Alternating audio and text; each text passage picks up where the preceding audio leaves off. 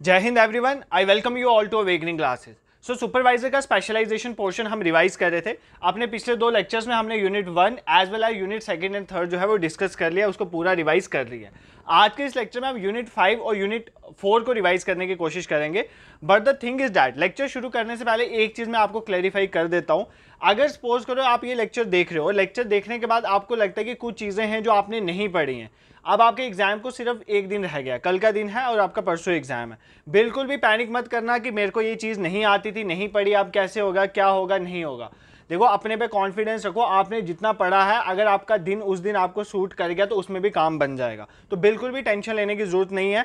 ये लेक्चर मेरा लाने का मकसद है ताकि जो आप रिवाइज नहीं कर पा रहे हो इस कम टाइम में, मैं आपको रिवाइज करवा सकूं। इसमें बिल्कुल भी मेरा एजेंडा नहीं है कि आपको मैं पैनिक वाली सिचुएशन में लाके खड़ा कर दूं, ठीक है। तो बिल्कुल अपने पे कॉन्फिडेंस है ना, इस टाइम आपका कॉन्फिडेंस ज़्यादा मायने रखता है अपार्ट फ्रॉम कि आपको आता कितना। तो अब आपका टाइम है कॉन्फिडेंस वाला, ठीक है। चलो स्टार्ट करते हैं। तो यूनिट फर्स्ट में सबसे पहली चीज है पॉवर्टी एंड अनएम्प्लॉयमेंट, आपका पहला टॉपिक है जिसको हमें डिस्कस करना है, ठीक है। तो स्टार्ट करते हैं। पॉवर्टी क्या है? देखो, पॉवर्टी क्या है? पॉवर्टी एक ऐसी कंडीशन को बोला जाता है जिसमें इंडिविजुअल के पास रिसोर्सेज नहीं है, मतलब वो अफोर्ड नहीं कर पा रहा खाने का, पीने का, तो ये चीजें अफोर्ड नहीं कर पा रहा, ऐसी कंडीशन ऑफ द इंडिविजुअल को बोलते हैं पॉवर्टी। पॉवर्टी की एज सच कोई एप्रोप्रिएट डेफिनेशन तो नहीं है। डिफरेंट जो स्कॉलर्स थे उन्होंने डिफरेंट डेफिनेशन दी है, जो हम देखेंगे आगे कि किसी ने कैलोरी बेस्ड किया है, किसी ने न्यूट्रिशन बेस्ड दिया है। तो इन सब चीज़ों के बेसिस में पॉवर्टी की डिफरेंट डेफिनेशंस होगी। तो आपको समझ आ गया पॉवर्टी क्या है? पॉवर्टी जस्ट अ कंडीशन जिसमें इंडिविजुअल के पास इनफ रिसोर्सेज नहीं है ताकि वो लाइफ को सस्टेन कर सके, मतलब क्लॉथिंग नहीं है उसके पास, बेसिक क्लॉथिंग नहीं है, बेसिक खाना नहीं है, ये सब चीज़ें आ जाती हैं। अब अनएम्प्लॉयमेंट क्या होता है? देखो, अनएम्प्लॉयमेंट बेरोजगारी आप सबको पता है। अनएम्प्लॉयमेंट एक ऐसी कंडीशन होती है जिसमें एक पर्सन एम्प्लॉयमेंट के लिए सर्च तो कर रहा है बट उसको एम्प्लॉयमेंट मिल नहीं रही है। ये चीज याद रखना है, अनएम्प्लॉयमेंट के लिए ये कंडीशन इज रिक्वायर्ड कि वो पर्सन एम्प्लॉयमेंट के लिए सर्च कर रहा है। फॉर एग्जांपल, अगर आपको चाहिए ही नहीं, आपको एम्प्लॉयमेंट चाहिए नहीं, मतलब आपको नौकरी ही नहीं चाहिए, तो आपको मैं अनएम्प्लॉयड नहीं कंसीडर करूंगा। अनएम्प्लॉयड में उस पर्सन को कंसीडर करूंगा जिसको नौकरी नहीं मिल रही है बट वो नौकरी लेना चाहता है, वो सर्च कर रहा है for job but he is not और ही और she is not getting the job. ऐसे पर्सन को हम अनएम्प्लॉयड कंसीडर करते हैं। जो लेना ही नहीं चाहता उसको हम अनएम्प्लॉयड में कंसीडर नहीं करते, ठीक है। आई होप ये चीजें आपको क्लियर होगी। धीरे धीरे टाइप्स अनएम्प्लॉयमेंट की भी देखेंगे, पॉवर्टी की भी देखेंगे, जो एग्जाम में क्वेश्चन पूछता है, ठीक है। सबसे पहले पॉवर्टी से स्टार्ट करते हैं। देखो, पॉवर्टी को मेजर करने के लिए पहले पॉवर्टी की मेजरमेंट से स्टार्ट करते हैं, इंपॉर्टेंट है। उसमें वर्ल्ड लेवल पे अगर हम बात करें तो एक इंडेक्स निकलता है, that is global multi dimensional poverty index, ठीक है। मल्टी डायमेंशनल पॉवर्टी इंडेक्स, ठीक है। मल्टी डायमेंशनल पॉवर्टी इंडेक्स निकलता है कहां पर? वर्ल्ड, ग्लोबल मतलब वर्ल्ड लेवल पे। पहली बात आपको एग्जाम में पूछेगा ये निकालता कौन है, तो ये निकालता है United Nation development Programme, UNDP, और OPHI. OPHI stands for Oxford poverty and human development initiative. ये दोनों, Oxford poverty and human development initiative, ये दोनों आपस में मिलकर क्या निकालते हैं? Global multi dimension poverty index, ठीक है।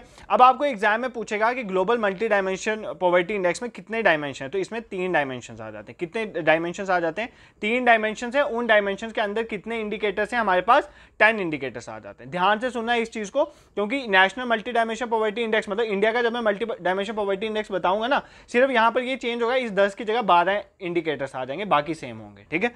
तो सबसे पहली बात हम क्या कर रहे थे कि global multi dimension poverty index में हमारे पास 3 डायमेंशन है और हमारे पास 10 इंडिकेटर हैं। वो कौन सी 3 डायमेंशन है? एक आ जाएगी हेल्थ वाली डायमेंशन, मतलब हेल्थ के बेसिस में हम डिसाइड करेंगे कोई पर्सन जो है पुअर है। सेकंड आ गई एजुकेशन के बेसिस में, and third one is living standard, कि उसका लिविंग स्टैंडर्ड कैसा है। ये 3 डायमेंशन आ गई, ठीक है। लिविंग स्टैंडर्ड, ये 3 हमारे पास डायमेंशन आ गई। अब इंडिकेटर्स इसके अंदर कौन से आ जाते हैं? हेल्थ के अंदर 2 इंडिकेटर आते हैं, एक आ गया न्यूट्रिशन, एक आ गया न्यूट्रिशन मतलब न्यूट्रिशन प्रॉपर उसको मिल रही है नहीं, दूसरा आ गया चाइल्ड मोर्टेलिटी रेट। कौन सा आ गया? Child mortality rate. ये 2 आ गए इसके अंदर, ध्यान से सुनो। एक क्या आ गया? एक आ गया हमारे पास हेल्थ, दूसरा कौन सा आ गया? दूसरा आ गया चाइल्ड मोर्टेलिटी रेट। एजुकेशन में क्या आ गया? ईयर्स इन स्कूल, कि वो कितने साल स्कूल में रहा, ईयर्स इन स्कूल, और दूसरा आ गया उसकी स्कूल अटेंडेंस रेट कितनी है, स्कूल अटेंडेंस रेट कितना है, ठीक है। अटेंडेंस रेट कितना है, ये आ गया एजुकेशन के अंदर। कितनी डायमेंशन होगी? 2 ये होगी, nutrition, child mortality, year in schooling, school attendance. कितनी डायमेंशन होगी? 4 डायमेंशन। अब हमारे पास कितनी डायमेंशन बच गई? 6 डायमेंशन। वो लिविंग स्टैंडर्ड के अंदर आती है। उसमें क्या क्या? एक आ गया कुकिंग फ्यूल, मतलब वो क्या cooking fuel as a use कर रहा है, क्या वो गोबर यूज कर रहा है, इसका मतलब वो गरीब है, और अगर सपोज करो वो एलपीजी वगैरह यूज़ करे तो कुकिंग फ्यूल के बेसिस में भी हम डिसाइड कर सकते हैं। सेकंड इज सैनिटेशन, क्या साफ सफाई की क्या वहाँ पर है, ड्रिंकिंग वाटर मिल रहा है या नहीं मिल रहा है, किस तरह से मिल रहा है, उसके बेसिस में भी डिसाइड होता है। देन इलेक्ट्रिसिटी है या नहीं है उसके बेसिस में, देन हाउसिंग है या नहीं है, और एसेट क्या है उसके बाद, इन सब के बेसिस में हम क्या करते हैं, दीज आर द इंडिकेटर जो लिविंग स्टैंडर्ड्स में आ जाते हैं। तो अभी तक हमने क्या सीखा, अभी तक हमने सीखा global multi dimension poverty index, OPHI और यूएनडीपी मिलकर निकालते हैं। उसमें 3 डायमेंशन है, हेल्थ, एजुकेशन और लिविंग स्टैंडर्ड। हेल्थ में 2 डायमेंशन, 2 इंडिकेटर्स आ जाते हैं, एजुकेशन में भी 2 आ जाते हैं, लिविंग स्टैंडर्ड के 6 मैंने आपको बता दिए। यहां तक आपको कोई प्रॉब्लम नहीं होनी चाहिए, ठीक है। अब जब हम बात करते हैं, ये था ग्लोबल लेवल में। अब मैं इंडिया में बात करूं तो इंडिया में जो मल्टी डायमेंशन पॉवर्टी इंडेक्स निकलता है उसका नाम है national multi dimension poverty index. जैसे global multi dimension poverty index world level पे निकलता है, इंडिया में निकलता है national multi dimension poverty index, ठीक है, national multi dimension poverty index. पहली बात आपको पूछेगा ये कौन निकालता है, तो नीति आयोग। नीति आयोग एक थिंक टैंक है इंडिया का, तो ये निकालता है। नीति आयोग की फुल फॉर्म क्या है, national institute for transforming India, ये निकालता है। एक नॉन कॉन्स्टिट्यूशनल बॉडी है, आपने इसमें नहीं जाना है, ठीक है। ये निकालता है इंडेक्स। इसमें कितने डायमेंशन, डायमेंशन इसमें भी 3 है, एक हेल्थ है, एजुकेशन है, लिविंग स्टैंडर्ड है। बट इसमें इंडिकेटर्स 12 हैं। कितने इंडिकेटर्स हैं, 12। 2 इंडिकेटर्स हमने और ऐड कर दिए। कौन कौन से इंडिकेटर्स ऐड किए, एक हेल्थ में हमने इंडिकेटर ऐड किया, कौन सा, एंटीनेटल केयर, ठीक है। एंटीनेटल केयर मतलब जो बच्चा होता है उसकी केयर कैसे हो रही है, एंटीनेटल केयर वो आ गया। और लिविंग स्टैंडर्ड में ये हेल्थ के अंदर आ गया, और लिविंग स्टैंडर्ड में हमने एक ऐड कर दिया कि बैंक अकाउंट कितने खाते खुल रहे हैं, उसके बेसिस में भी हम डिसाइड करेंगे। अगर बैंक अकाउंट ज्यादा खुल रहे हैं इसका मतलब जो है पॉवर्टी इंडिया में कम हुई है, तो उस बेसिस में भी डिसाइड करेंगे। आपने जस्ट इतना याद रखना है कि ग्लोबल मल्टी डायमेंशन इंडेक्स के अकॉर्डिंग जो है 10 इंडिकेटर्स हैं, बट हमारा जो national multi dimension poverty index है उसके अकॉर्डिंग 12 इंडिकेटर्स हैं। बैंक अकाउंट और एंटीनेटल केयर 2 एक्स्ट्रा हैं, ठीक है। नेक्स्ट, अगर जो इंडिया का मल्टी डायमेंशन पॉवर्टी इंडेक्स है ना, उसमें बोला है कि इंडिया की जो मल्टी डायमेंशन पॉवर्टी है, बेसिकली इंडिया में पॉवर्टी कम हुई है। इंडिया में पॉवर्टी कितनी कम हुई है, बेसिकली 2013-14 से अगर मैं कंपेयर करूं तब 21.9% थी पॉवर्टी इंडिया में, और अब 2022-23 की अगर मैं बात करूं तो ये डिक्रीज हो चुकी है 11.28% पे, ठीक है। तो इसमें एक डिक्रीज देखा गया, तो ये पॉइंट भी आपको याद रखना है, ठीक है। ये कुछ चीजें थी जो national multi dimension poverty index और पॉवर्टी क्या है इसके बारे में आपको पता होनी चाहिए, ठीक है। अब दूसरी आपको एग्जाम में पूछा जाएगा कि पॉवर्टी को मेजर करने के लिए क्या क्या कमेटीज क्या क्या बनाई गई और पॉवर्टी को किस किस कमेटी ने क्या क्या डिसाइड किया, ये आपको पता होना चाहिए। देखो, इसको हम 2 पार्ट में डिवाइड करते हैं। प्री इंडिपेंडेंस, देखो इंडिपेंडेंस से पहले क्या हुआ, इंडिपेंडेंस से पहले देखो बहुत सारी कमेटीज आई हैं, हम ज्यादा इंडिपेंडेंस से पहले डील नहीं करेंगे, बट एक आपको पता होना चाहिए, सबसे पहली बार पॉवर्टी को मेजर करने की कोशिश करी थी वो थे दादा भाई नौरोजी। कौन थे, दादा भाई नौरोजी। इनको grand old man of India भी कहते हैं। इन्होंने जेल वगैरह के उनको स्टडी करके बेसिकली पॉवर्टी कैलकुलेट करना सीखा था। तो दादा भाई नौरोजी ने एक बुक लिखी है, poverty and un British rule in India. ये भी पूछा जा सकता है किसने लिखी है, poverty and un British rule in India, ये बुक किसने लिखी है, ये दादा भाई नौरोजी ने लिखा है। ये आपने, इन्होंने बोला था कि अगर किसी के पास 16 से 35 रुपए हैं एक साल में पर कैपिटा पर ईयर है, तो इसका मतलब वो पर्सन ठीक है, उससे कम है अगर तो वो पर्सन गरीब है। उस टाइम उन्होंने ये बोलता है, ये मतलब इंडिपेंडेंस से पहले की बात है, ठीक है। तो आपको सिर्फ इतना याद रखना है, प्री इंडिपेंडेंस में सबसे पहली बार जो एफर्ट किया था पॉवर्टी को मेजर करने का वो दादा भाई नौरोजी जी ने करा था। और इनकी एक बुक है poverty and un British rule in India. Basically Britishers को इन्होंने क्रिटिसाइज करा था कि वो ड्रेन करें हमारी वेल्थ को, ठीक है। अब अगर हम एट प्रेजेंट बात करें, आज के टाइम में जो पॉवर्टी एस्टिमेशन है, पॉवर्टी का एस्टिमेट इंडिया में कौन लगाता है, आज के टाइम में लगाती है नीति आयोग टास्क फोर्स। मतलब नीति आयोग का काम है, Niti Aayog task force is responsible for calculating और we can say that for estimating poverty कितनी है इंडिया में, ठीक है। अब ये तो पॉवर्टी को एस्टिमेट करती है, बट डेटा कलेक्ट करने का इंडिया में किसका काम है, आपको पता होगा कि इंडिया में जो डेटा कलेक्ट करती है वो एनएसएसओ करती है, नेशनल सैंपल सर्वे ऑर्गेनाइजेशन। किसके अंडर आती है, मॉसपी मिनिस्ट्री के अंदर आती है, minister of statistics and programme implementation के अंदर आती है, ठीक है। इंडिया में जो अभी पॉवर्टी कैलकुलेट होती है वो किस किस बेसिस में, एक तो लोगों को कंजम्पशन के लिए कितना मिल रहा है, कंजम्पशन के बेसिस में, प्लस एक्सपेंडिचर, लोग कितना खर्चा कर पा रहे हैं, मतलब कितना पैसा खर्च कर पा रहे हैं पर ईयर या पर मंथ पर डे बोल दो, कितना खर्चा कर पा रहे हैं उसके बेसिस में, और कितनी कंजम्पशन है उनकी, मतलब कितनी कैलोरीज वो कंज्यूम करें, इन दोनों के बेसिस में इंडिया में पॉवर्टी एट प्रेजेंट कैलकुलेट होती है। इनकम के बेसिस में नहीं होती है, ठीक है, इनकम लेवल के बेसिस में नहीं होती है, इनकम लेवल के बेसिस में नहीं होती है, वो कितना खर्चा कर रहे हैं, एक्सपेंडिचर उनका कितना है। देखो ना, इनकम आपकी जितनी मर्जी, अगर आप खाना ही नहीं ले रहे हो तो फिर क्या फन बनता है। तो बेसिकली इनकम लेवल को यहाँ पर कंसीडर नहीं किया जाता है, कंजम्पशन और एक्सपेंडिचर के बेसिस में चेक किया जाता है इंडिया में पॉवर्टी को, इतना आपको याद रखना है, ठीक है। अब डिफरेंट कमेटीज बनाई गई हैं, जो आपका इंपॉर्टेंट चीज़ है, डिफरेंट कमेटीज बनाई गई हैं, मतलब पॉवर्टी लाइन का कंसेप्ट बताएं। पॉवर्टी लाइन क्या होता है, एक ऐसी लाइन जिसके नीचे जो अगर कोई पर्सन होगा तो वो पुअर कंसिडर किया जाएगा, और जिससे ऊपर होगा तो उसको अबव पॉवर्टी लाइन, मतलब जिसको कंसीडर किया जाएगा कि ये पुअर नहीं है। तो एक होती है अबव पॉवर्टी लाइन, एक होती है बिलो पॉवर्टी लाइन, ठीक है। तो पॉवर्टी लाइन को बेसिकली बताने के लिए डिफरेंट कमेटीज बनाएगी। सबसे पहली कमेटी कौन सी थी? इंडिपेंडेंस के बाद की बात करें, इंडिपेंडेंस से पहले भी एक बॉम्बे के लिए कुछ आया था, उसके बाद जो हमारी नेशनल कमीशन ने भी कुछ बताया था, बट वो अलग चीज़ है। बट आपने इसके बाद की देखनी है, इंडिपेंडेंस के बाद सबसे पहली कमेटी जिसकी बात की जाती है दैट इज वी.एम.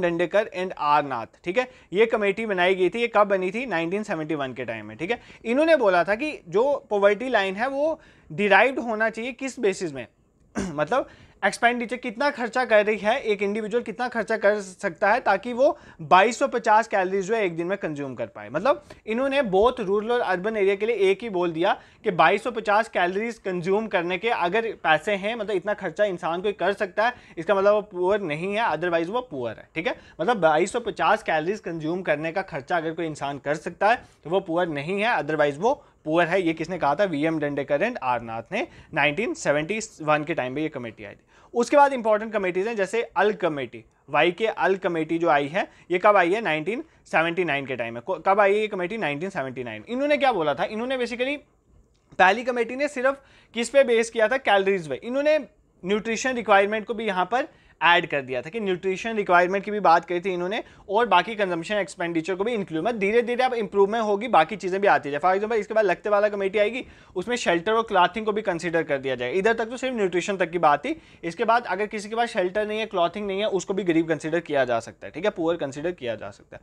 इन्होंने अल जो कमेटी थी, अल कमेटी, इसने बताया था कि 2100 कैलोरीज जो है वो अर्बन एरिया में और 2400 कैलोरीज जो है रूरल एरियाज में, ये तो चाहिए। अगर इससे कम हम कंज्यूम करें तो इसका मतलब ये है कि क्या है? हम पुअर है। देखो 2100 कैलोरीज, कम कैलोरीज अर्बन एरिया के लिए इसलिए रखी गई हैं क्योंकि अर्बन एरियाज के लोग जो है ज्यादा वर्क नहीं करते हैं, रूरल एरियाज के लोग ज्यादा फिजिकल वर्क करते हैं, तो कैलोरीज उनको इनटेक ज्यादा चाहिए। तो अगर एक रूरल एरिया का पर्सन 2400 कैलोरीज तक कंज्यूम कर रहा है, उससे ऊपर कंज्यूम कर रहा है, तो पुअर नहीं है, अदरवाइज वो पुअर है। ये किसने कहा था? अलग कमेटी ने कहा था, ठीक है। I hope this is clear to you. उसके बाद आगे हमारी लकदेवाला कमेटी। कौन सी कमेटी आ गई?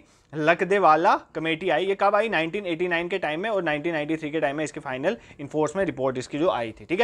लकदेवाला कमेटी ने बेसिकली इसने भी अलग कमेटी वाला यही लिया, 2100 कैलोरी रखा अर्बन एरिया के लिए, 2400 कैलोरी रखा रूरल एरिया के लिए, बट इसने क्या किया? शेल्टर क्लॉथिंग को भी इंक्लूड कर दिया। किसको भी इंक्लूड कर दिया? शेल्टर और क्लॉथिंग। मतलब अगर किसी के पास शेल्टर नहीं है, रहने के लिए नहीं है, तो वो भी पुअर है, क्लॉथिंग नहीं है तो भी पुअर है। सिर्फ जो है कैलोरीज इनटेक से हम डिसाइड नहीं कर सकते, ये पॉइंट भी आपने याद रखना है। This is all about Lakdawala committee. और भी बहुत सारी चीजें इसके बीच में, बट अभी ये सेशन आपको रिवाइज करवाने का है, तो उतना ही मैं बताऊंगा जितना अभी आपके दिमाग में बैठ जाए। मैं आपको कंफ्यूजन और परेशानी में नहीं डालना चाहता, ठीक है। This is clear. Lakdawala committee के बाद हमारे पास आती है तेंदुलकर कमेटी। कौन सी कमेटी आ जाती है? तेंदुलकर कमेटी। तेंदुलकर कमेटी कब सेटअप होती है? 2005 में। कब सेटअप होती है? 2005 में। और थोड़ा डेट्स का देख लेना, ऊपर नीचे होता है। 2009 में ये कमेटी जो है, तेंदुलकर कमेटी, अपनी रिपोर्ट सबमिट करवाती है। तेंदुलकर कमेटी ये कहती है कि ये बेसिकली बताती है कि आपका डेली, किसी पर्सन का डेली एक्सपेंडिचर कितना होना चाहिए। अगर किसी पर्सन का अर्बन एरिया में डेली खर्चा 33 रुपीज़ है तो इसका मतलब वो पुअर नहीं है। अगर इससे कम है तो वो पुअर है। और रूरल एरिया के लिए उन्होंने बोला, क्योंकि रूरल एरिया में चीज़ें सस्ती मिल जाती हैं, तो 27 रुपये, मतलब अगर 27 रुपये से कम वो खर्चा कर रहा है पर डे का, इसका मतलब वो पुअर है। अगर 27 से ऊपर कर रहा है तो इसका मतलब क्या है? वो पुअर नहीं है। तो बस इतना पॉवर्टी लाइन इन्होंने ये डिसाइड कर ली, ठीक है। I hope this is clear to you. इसमें आपको कोई दिक्कत नहीं आनी चाहिए, ठीक है। इनके अकॉर्डिंग जो है, इन्होंने बोलता है इनके अकॉर्डिंग जो 22% पॉपुलेशन जो है वो उस टाइम पे बिलो पॉवर्टी लाइन आई थी, अगर हम इस कमेटी के अकॉर्डिंग, तेंदुलकर कमेटी के अकॉर्डिंग काम करें। उसके बाद आती है सी रंगाराजन कमेटी। कौन आती है? सी रंगाराजन कमेटी। उसके बाद आ जाती है सी रंगाराजन कमेटी। 2012 से 14 के टाइम पे ये हमारे पास एक कमेटी आती है, that is known as C Rangarajan committee. ये कमेटी क्या बोलती है? ये भी लकदेवाला कमेटी की तरह ही कैलकुलेट करती है, बट ये डिफरेंट क्राइटेरिया बताती है। फॉर एग्जांपल ये बता देती है मंथली कंजम्पशन एक्सपेंडिचर कितना हो रहा है, ये मंथली भी बता देती है। बोलती है कि मंथली जो है रूरल एरियाज में 972 रुपीज़, ठीक है, मंथली बात हो रही है, और अर्बन एरिया में 1407। अगर इससे ज़्यादा कोई पर्सन कंज्यूम कर रहा है, पैसा खर्च कर रहा है अपने कंजम्पशन के लिए, तो ठीक है, अदरवाइज वो पुअर में कंसिडर किया जाएगा। अर्बन के लिए 1407 और रूरल एरिया के लिए 972। और डेली के लिए कितना बताती है? डेली के लिए बताती है रूरल एरियाज के 32। उसने रूरल एरियाज के लिए कितना बताया था? उसने 27 बताया था। ये बताती है रूरल एरियाज के 32 और अर्बन एरिया के कितने बताती है? 47 रुपीज़। अगर 47 रुपीज़ से ज़्यादा कोई करेगा तो वो पुअर नहीं कंसिडर किया जाएगा, अगर कम करेगा तो उसको पुअर कंसिडर किया जाएगा। कौन से एरिया में? अर्बन एरिया में। मतलब टाइम के साथ आप देख रहे हो कि कैलोरी इनटेक का जो रेट है वो बढ़ा दिया गया और धीरे धीरे चेंजेस है। फॉर एग्जाम्पल पहली जो अलग कमेटी थी उसमें सिर्फ कैलोरीज की बात की गई और न्यूट्रिएंट्स की। उसके बाद लगने वाला कमेटी में क्लॉथिंग शेल्टर आ गया। अब आगे जैसे जैसे चलते जाओगे क्लॉथिंग शेल्टर तो होगा ही होगा, उसके बाद न्यूट्रिशन के कुछ क्राइटेरिया जो है यहाँ पर बताए गए। ठीक है, ये कुछ इंपॉर्टेंट कमेटीज थी जिसके बारे में आपको पता होना चाहिए था, क्योंकि इसके बिना आपका काम नहीं चलने वाला है। ठीक है, नेक्स्ट अब बात करते हैं इंडिया में पॉवर्टी के क्या क्या कॉजेज हैं, इंडिया में पॉवर्टी क्यों क्यों हो सकती है। ठीक है, पॉवर्टी किसकी रीजन? देखो पॉवर्टी के डिफरेंट कॉजेज हो सकते हैं। पॉवर्टी का अनएम्प्लॉयमेंट भी एक पॉवर्टी का कॉज हो सकता है। अगर अनएम्प्लॉयमेंट है, लोगों के पास रोजगार नहीं है, तो पॉवर्टी होगी, ऑब्वियस है। उसका पॉपुलेशन हमारी सबसे इंपॉर्टेंट कॉज, पॉपुलेशन एक्सप्लोजन जो है, पॉपुलेशन बहुत तेजी से बढ़ रही है। अगर इकोनॉमिक डेवलपमेंट अच्छी नहीं हो रही है, गवर्नमेंट की अच्छी पॉलिसीज नहीं है, तो ये सब रीजन की वजह से पॉवर्टी हो सकती है। देखो यार एग्जाम ये होते हैं बेसिक कंसेप्चुअल क्वेश्चन, एक बिल्कुल ऐसे लकीर का फकीर बन के एग्जाम में नहीं जाना होता कभी भी। देखो मेरे वर्ड कई बार हार्श हो सकते हैं, but I will always try कि मैं आपको रियलिटी चेक देता रहूं।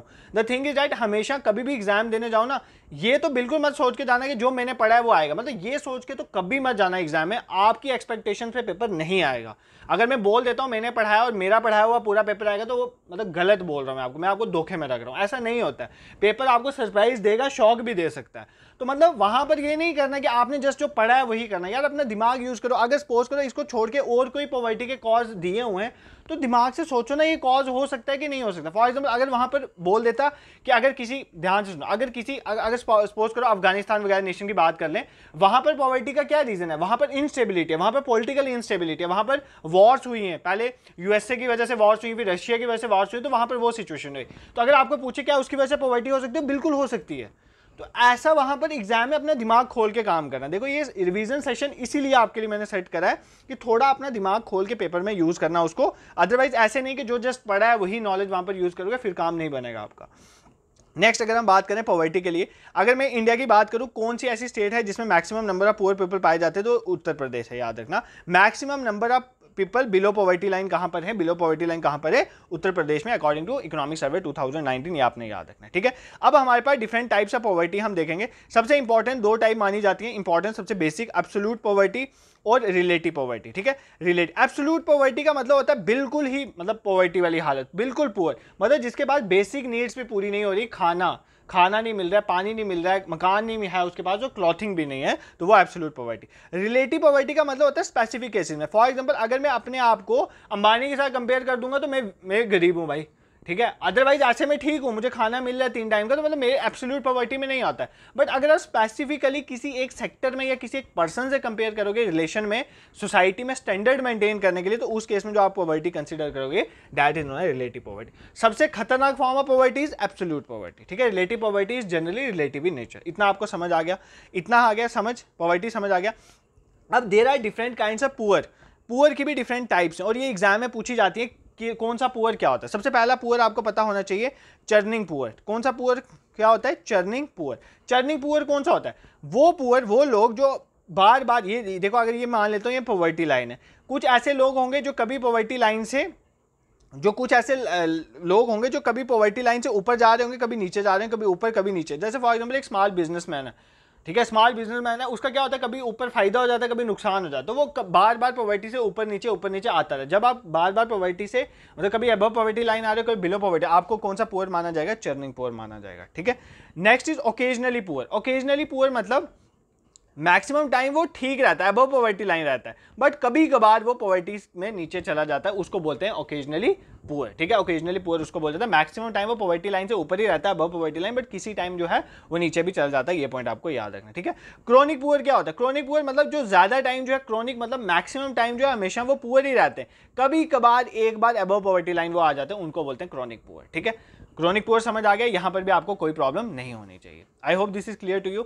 सर हमने पॉवर्टी तो देख ली, पॉवर्टी की टाइप्स भी देख लिए, पॉवर्टी को कैलकुलेट, पॉवर्टी लाइन को कैलकुलेट करने के लिए डिफरेंट कमेटीज भी समझ ली। सर अब आप हमें अनएम्प्लॉयमेंट के बारे में थोड़ा बहुत बता दो। अनएम्प्लॉयमेंट मैंने आपको बता दी, वो कंडीशन होती है जब you are searching for the job but you are not getting a job. ठीक है, इसमें जॉब से गवर्नमेंट सेक्टर नहीं होती है, प्राइवेट कुछ भी काम आपको नहीं मिल रहा है, इंप्लॉयमेंट नहीं मिल रही है, उसको बोलते हैं अनएम्प्लॉयमेंट। अब अनएम्प्लॉयमेंट के देयर आर डिफरेंट टाइप्स। एक होती है, इसमें एक होती है वॉलंटरी वॉलेंटरी अनएम्प्लॉयमेंट। देखो कई बार हम अपनी वॉलेंटरी रीजन की वजह से भी अनएम्प्लॉय रह जाते हैं। फॉर एग्जांपल मेरे को अगर एक बहुत मतलब मेरी एक सिलेक्टेड जॉब है, ठीक है, मुझे ये जॉब चाहिए, ठीक है, फॉर एग्जांपल मुझे कुछ बनना है यार, मुझे पुलिस ऑफिसर बनना है, काइंड ऑफ ऐसे कर लो, मुझे पुलिस ऑफिसर बनना है और मुझे और जॉब्स मिल रही हैं। फॉर एग्जांपल मुझे कोई एक क्लैरिकल जॉब मिल रही थी, जूनियर असिस्टेंट मिल रही थी और मैं नहीं ले रहा हूँ, ठीक है, क्यों, मुझे पुलिस ऑफिसर बना। ये तो आपकी होगी वॉलंटरी अनएम्प्लॉयमेंट, मतलब आप अपने कुछ रीजन की वजह से अनएम्प्लॉयमेंट रह रहे हो। इसमें ये बेसिकली किसकी वजह से, आपकी अपनी पर्सनल चॉइस की वजह से, ऐसी अनएम्प्लॉयमेंट को वॉलंटरी अनएम्प्लॉयमेंट वो कहते हैं। इतना तो क्लियर हो गया।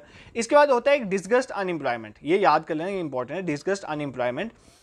देखो ये सारे नहीं बता सकते, जो जो इंपॉर्टेंट है एग्जाम के लिए वो बता रहा हूँ। डिस्गस्ट अनएम्प्लॉयमेंट क्या होता है, जब एक जगह पे देखो सपोज करो एक खेत है हमारे पास, उसमें 5 लोगों की इंप्लॉयमेंट मुझे जरूरत है, बट मैं 5 की जगह यहाँ पे 10 लोगों को काम पे लगा देता हूँ। मतलब जब ज्यादा पीपल इंप्लॉयड हो देन एक्चुअली नीडेड, उस अनएम्प्लॉयमेंट को बोलते हैं disgust unemployment. For example suppose करो क्या होता है कि अगर एक खेत है, वहां पर 5 बंदे काम करेंगे तब भी काम चल जाएगा, बट घर के 10 बंदे बेरोजगार हैं तो 10 के 10 काम कर लेते हैं, तो इसको हम एम्प्लॉयमेंट थोड़ी मानेंगे, ये तो एक तरह की अनएम्प्लॉयमेंट ही हुई, क्योंकि काम तो 5 भी कर सकते थे। That is known as disguised unemployment. इतना आपको याद रखना है, जब more than the people required अगर किसी जगह पे काम करें तो उसको बोलते हैं डिस्गस्ट अनएम्प्लॉयमेंट। एक होती है सीजनल अनएम्प्लॉयमेंट। अब क्या होता है, फॉर एग्जाम्पल कुछ सीजन होता है, फॉर एग्जाम्पल अगर कश्मीर की बात करें, एप्पल्स का सीजन है, कुछ एप्पल के सीजन में काम करते हैं, उस टाइम में तो वो एम्प्लॉय है, अदरवाइज वो अनएम्प्लॉयमेंट है, तो that is the case of seasonal unemployment. ये भी आपको पता होना चाहिए, ठीक है। नेक्स्ट इज स्ट्रक्चरल अनएम्प्लॉयमेंट, ये याद रखना। स्ट्रक्चरल अनएम्प्लॉयमेंट क्या होता है, स्ट्रक्चर, ये तो बड़ा प्रॉब्लम कॉज करता है। स्ट्रक्चरल अनएम्प्लॉयमेंट मतलब जॉब जो लेना चाहता है वो और स्किल उसकी जो है उसमें मिसमैच चल रहा है, उसकी वजह से जो अनएम्प्लॉयमेंट होता है that is known as structural unemployment, ठीक है। मतलब स्किल्स और जॉब्स के बीच में मिसमैच है। फॉर एग्जांपल मेरी जॉब टीचिंग की है, मुझे टीचिंग मतलब मेरी स्किल जो है बेसिकली टीचिंग है, मेरी स्किल टीचिंग है, और मुझे जॉब कोई रेफर कर रहा है वो टीचिंग की है ही नहीं, वो किसी और, वो क्लरिकल जॉब है, तो क्या मैं उसको कर पाऊंगा, अच्छे से कर पाऊंगा, नहीं कर पाऊंगा, तो उस वजह से मैं अनएम्प्लॉयमेंट अगर रह रहा हूँ that is known as structure unemployment. मतलब अगर आप किसी पर्सन को उसकी स्किल के अकॉर्डिंग जॉब नहीं दे पा रहे हो, उसकी वजह से जो अनएम्प्लॉयमेंट हो रही है that is known as structural unemployment. ये बेसिकली गवर्नमेंट की नेग्लिजेंस और गवर्नमेंट की बेसिकली फेलियर की वजह से होती है स्ट्रक्चरल अनएम्प्लॉयमेंट, ये आपको पता होना चाहिए, ठीक है। Next is technological unemployment. आजकल तो ये बहुत न्यूज में चल रहा है टेक्नोलॉजिकल अनएम्प्लॉयमेंट। देखो अच्छी अच्छी टेक्नोलॉजीज आ रही हैं, जैसे एआई आ रहा है, रोबोटिक्स आ रहा है, इसकी वजह से क्या हो रहा है, हमारे मैन पावर जो है, वुमेन पावर, ये कम हो रही है, इनका काम कम हो रहा है। तो बेसिकली टेक्नोलॉजी की वजह से जब एम्प्लॉयमेंट में फर्क पड़ जाता है, अनएम्प्लॉयमेंट आती है, that is known as technological unemployment, ठीक है। This is clear. इसको छोड़ के और कौन सी अनएम्प्लॉयमेंट है, साइक्लिक अनएम्प्लॉयमेंट। साइक्लिक अनएम्प्लॉयमेंट, देखो अब आपको पता है कि एक बिजनेस का साइकिल होता है, बिजनेस साइकिल मतलब up down, recession, upward, intention, ये सब चलता रहता है बिजनेस में। इसकी वजह से कभी रिसेशन आ गया तो वो लोगों को बाहर निकाल लेते हैं जॉब से, फिर वापस ठीक फेस आ गया, बिजनेस अच्छे में मूव करने लगा तो वापस इंप्लॉय कर लेंगे, उसकी वजह से जो अनएम्प्लॉयमेंट रहती है that is known as cyclic unemployment. जो बिजनेस साइकिल के अप डाउन की वजह से जो अनएम्प्लॉयमेंट रहती है that is known as cyclic unemployment, ठीक है। And the last kind of unemployment जो आपके लिए इंपॉर्टेंट है, देख लेना, that is known as frictional unemployment. कौन सी unemployment, frictional unemployment. Friction unemployment क्या होती है, फॉर एग्जांपल मैं एक जॉब कर रहा था, मैंने ये जॉब करी, अब मैंने ये जॉब को क्विट करा, ठीक है, अब इसके बाद मैं दूसरी जॉब के लिए सर्च कर रहा हूँ, तो मेरे को दूसरी जॉब, फॉर एग्जांपल मैंने 5 जैन को एक जॉब को क्विट करा, मुझे 10 जैन को दूसरी जॉब मिली, इसके बीच में जो ये 4 दिन का पीरियड था ना, इसमें जो मैं अनएम्प्लॉयमेंट रहा, क्योंकि सर्च तो मैं कर रहा हूँ, मुझे जॉब नहीं मिल रही है, इसको बोलते हैं फ्रिक्शनल अनएम्प्लॉयमेंट। मतलब एक पीरियड से दूसरे पीरियड के बीच में जो मुझे अनएम्प्लॉयमेंट फेस करनी पड़ी that is known as frictional unemployment, ठीक है। समझ आ गया, इसमें कोई दिक्कत आपको नहीं होनी चाहिए, ठीक है। अब यहां पर आपको याद रखना है इंदिरा गांधी जी के टाइम पे क्या हुआ था। इंदिरा गांधी जी के टाइम में 5th 5 ईयर प्लान था, जो पहले 5 ईयर प्लान आता है, उसमें 5th 5 ईयर प्लान जो था 1974 से लेकर 79 का, इसका मेन फोकस किसके ऊपर था, गरीबी हटाओ। इस प्लान का नाम ही था गरीबी हटाओ, ये याद रखना, 5th 5 year plan dedicated to गरीबी हटाओ during the tenure of Indira Gandhi, ठीक है। नेक्स्ट और क्या याद कर सकते हो आप जो आपके लिए इंपॉर्टेंट है। अब देखो गवर्नमेंट ने कुछ स्कीम्स लाई हैं, बेसिकली अनएम्प्लॉयमेंट को खत्म करने के कुछ स्कीम्स हैं जिसमें आपको लोन वोन मिलता है, तो ये भी आपके लिए इंपॉर्टेंट, एक दो बता देता हूँ, बाकी सारे तो हम नहीं कवर कर पाएंगे। एक है प्रधानमंत्री स्वनिधि स्कीम, स्वनिधि स्कीम, प्रधानमंत्री स्वनिधि स्कीम, बेसिकली ये 2020 की स्कीम है, ठीक है। इसमें क्या है प्रधानमंत्री स्वनिधि स्कीम की, मतलब आपको एक लोन प्रोवाइड किया जाएगा। बेसिकली स्ट्रीट वेंडर्स जो है ना, जो स्ट्रीट्स पे काम करते हैं, फॉर एग्जाम्पल जो रेडी वगैरह लगाते हैं काइंड ऑफ, उनको क्या है बेसिकली उनको जो है कोलैटरल फ्री लोन प्रोवाइड किया जाएगा। ये वर्ड याद रखें, कोलैटरल फ्री, मतलब जब आप लोन लोगे तो आपको कोई कोलैटरल, कोई गिरवी रखने की जरूरत नहीं है। क्योंकि आप बैंक में जाओ, हाँ मुझे चाहिए 10 लाख का लोन, बैंक बोलेगा ना पहले कोई अपने घर के कागज गिरवी रख, तो बट यहाँ पर पीएम स्वनिधि में कोई कोलैटरल आपको रखने की जरूरत नहीं है। बेसिकली ये लोन स्ट्रीट वेंडर्स को प्रोवाइड किया क्योंकि कोविड से उनको बहुत हैम्पर हुआ था। कौन सी मिनिस्ट्री इसको देखती है? Ministry of housing and urban affairs, MoHUA देखता है इसको, ठीक है, ये भी याद कर लेना। और इसमें लोन अप टू कितना मिलता है? 50,000 तक। कितना लोन मिलता है? 50,000 तक लोन मिलता है, ठीक है। इसलिए प्रधानमंत्री मुद्रा योजना है, प्रधानमंत्री मुद्रा योजना। मुद्रा की फुल फॉर्म भी पहले देख लो तो बहुत है। मुद्रा की फुल फॉर्म है micro unit development and refinance agency. Micro unit development and refinance agency इसका है। इसमें 3 तरह के लोन दिए जाते हैं। एक शिशु लोन होता है, ये याद करना है, शिशु लोन अप टू 50,000। अगर 50,000 को लोन चाहिए तो इसके अंदर शिशु लोन मिलेगा। किशोर जो होता है वो लोन कितना होता है? 50,000 से 5 लाख तक का loan, that is in Kishor loan जो उसको बोलते हैं। तरुण लोन होता है 5 लाख से 10 लाख का, ठीक है, ये याद कर लेना, ठीक है। मुद्रा योजना क्या? Micro unit development refinance. अगर आप माइक्रो यूनिट अपना लगाने जाते हो उसको रीफाइनेंस करती है मुद्रा स्कीम जो है, ये याद कर लेना। और इसके में 3 तरह के लोन दिए जाते हैं। एक शिशु लोन है हमारा, शिशु लोन के बाद हमारा कौन सा लोन आ जाता है? उसके बाद हमारा किशोर लोन आ जाता है, उसके बाद तरुण लोन आ जाता है। 10 लाख तक का लोन इसमें प्रोवाइड किया जाता है, ठीक है। This is all about poverty and unemployment. I hope आपको ये सारी चीज़ें समझ आई होंगी। देखो we are studying from 25 minutes और जस्ट हमने एक टॉपिक ही कंप्लीट करा, तो ये लेक्चर थोड़ा लेंदी हो सकता है। पेशेंस रखना, चीज़ों को अच्छे से पढ़ते चलो क्योंकि बहुत चीज़ें रिवाइज करनी। नेक्स्ट आपका टॉपिक है पॉपुलेशन एक्सप्लोजन। इसके साथ साथ और चीज़ें भी हैं, ग्लोबल वार्मिंग, क्लाइमेट चेंज। देखो ग्लोबल वार्मिंग, क्लाइमेट चेंज तो बहुत बड़ा टॉपिक है, बट थोड़ा इंपॉर्टेंट चीज़ें रिवाइज करवा दूंगा ना, इंपॉर्टेंट प्रोटोकॉल वगैरह, ठीक है। अगर आपको बिल्कुल नहीं ना आता है तो ये एक प्रोटोकॉल्स वाली वीडियो पड़ी है, वो देख लेना, वो कवर हो जाए। बट अभी नहीं देखना, जो है अभी यही कर लो क्योंकि एग्जाम आपका अब सिर पे है। तो पॉपुलेशन एक्सप्लोजन की बात करें तो पॉपुलेशन एक्सप्लोजन क्या होता है यार? रैपिडली इंक्रीज हो जाना number of people in an area, किसी एरिया की पॉपुलेशन में रैपिड इंक्रीज आ जाना, इसको अनचेक्ड ग्रोथ भी कहते हैं।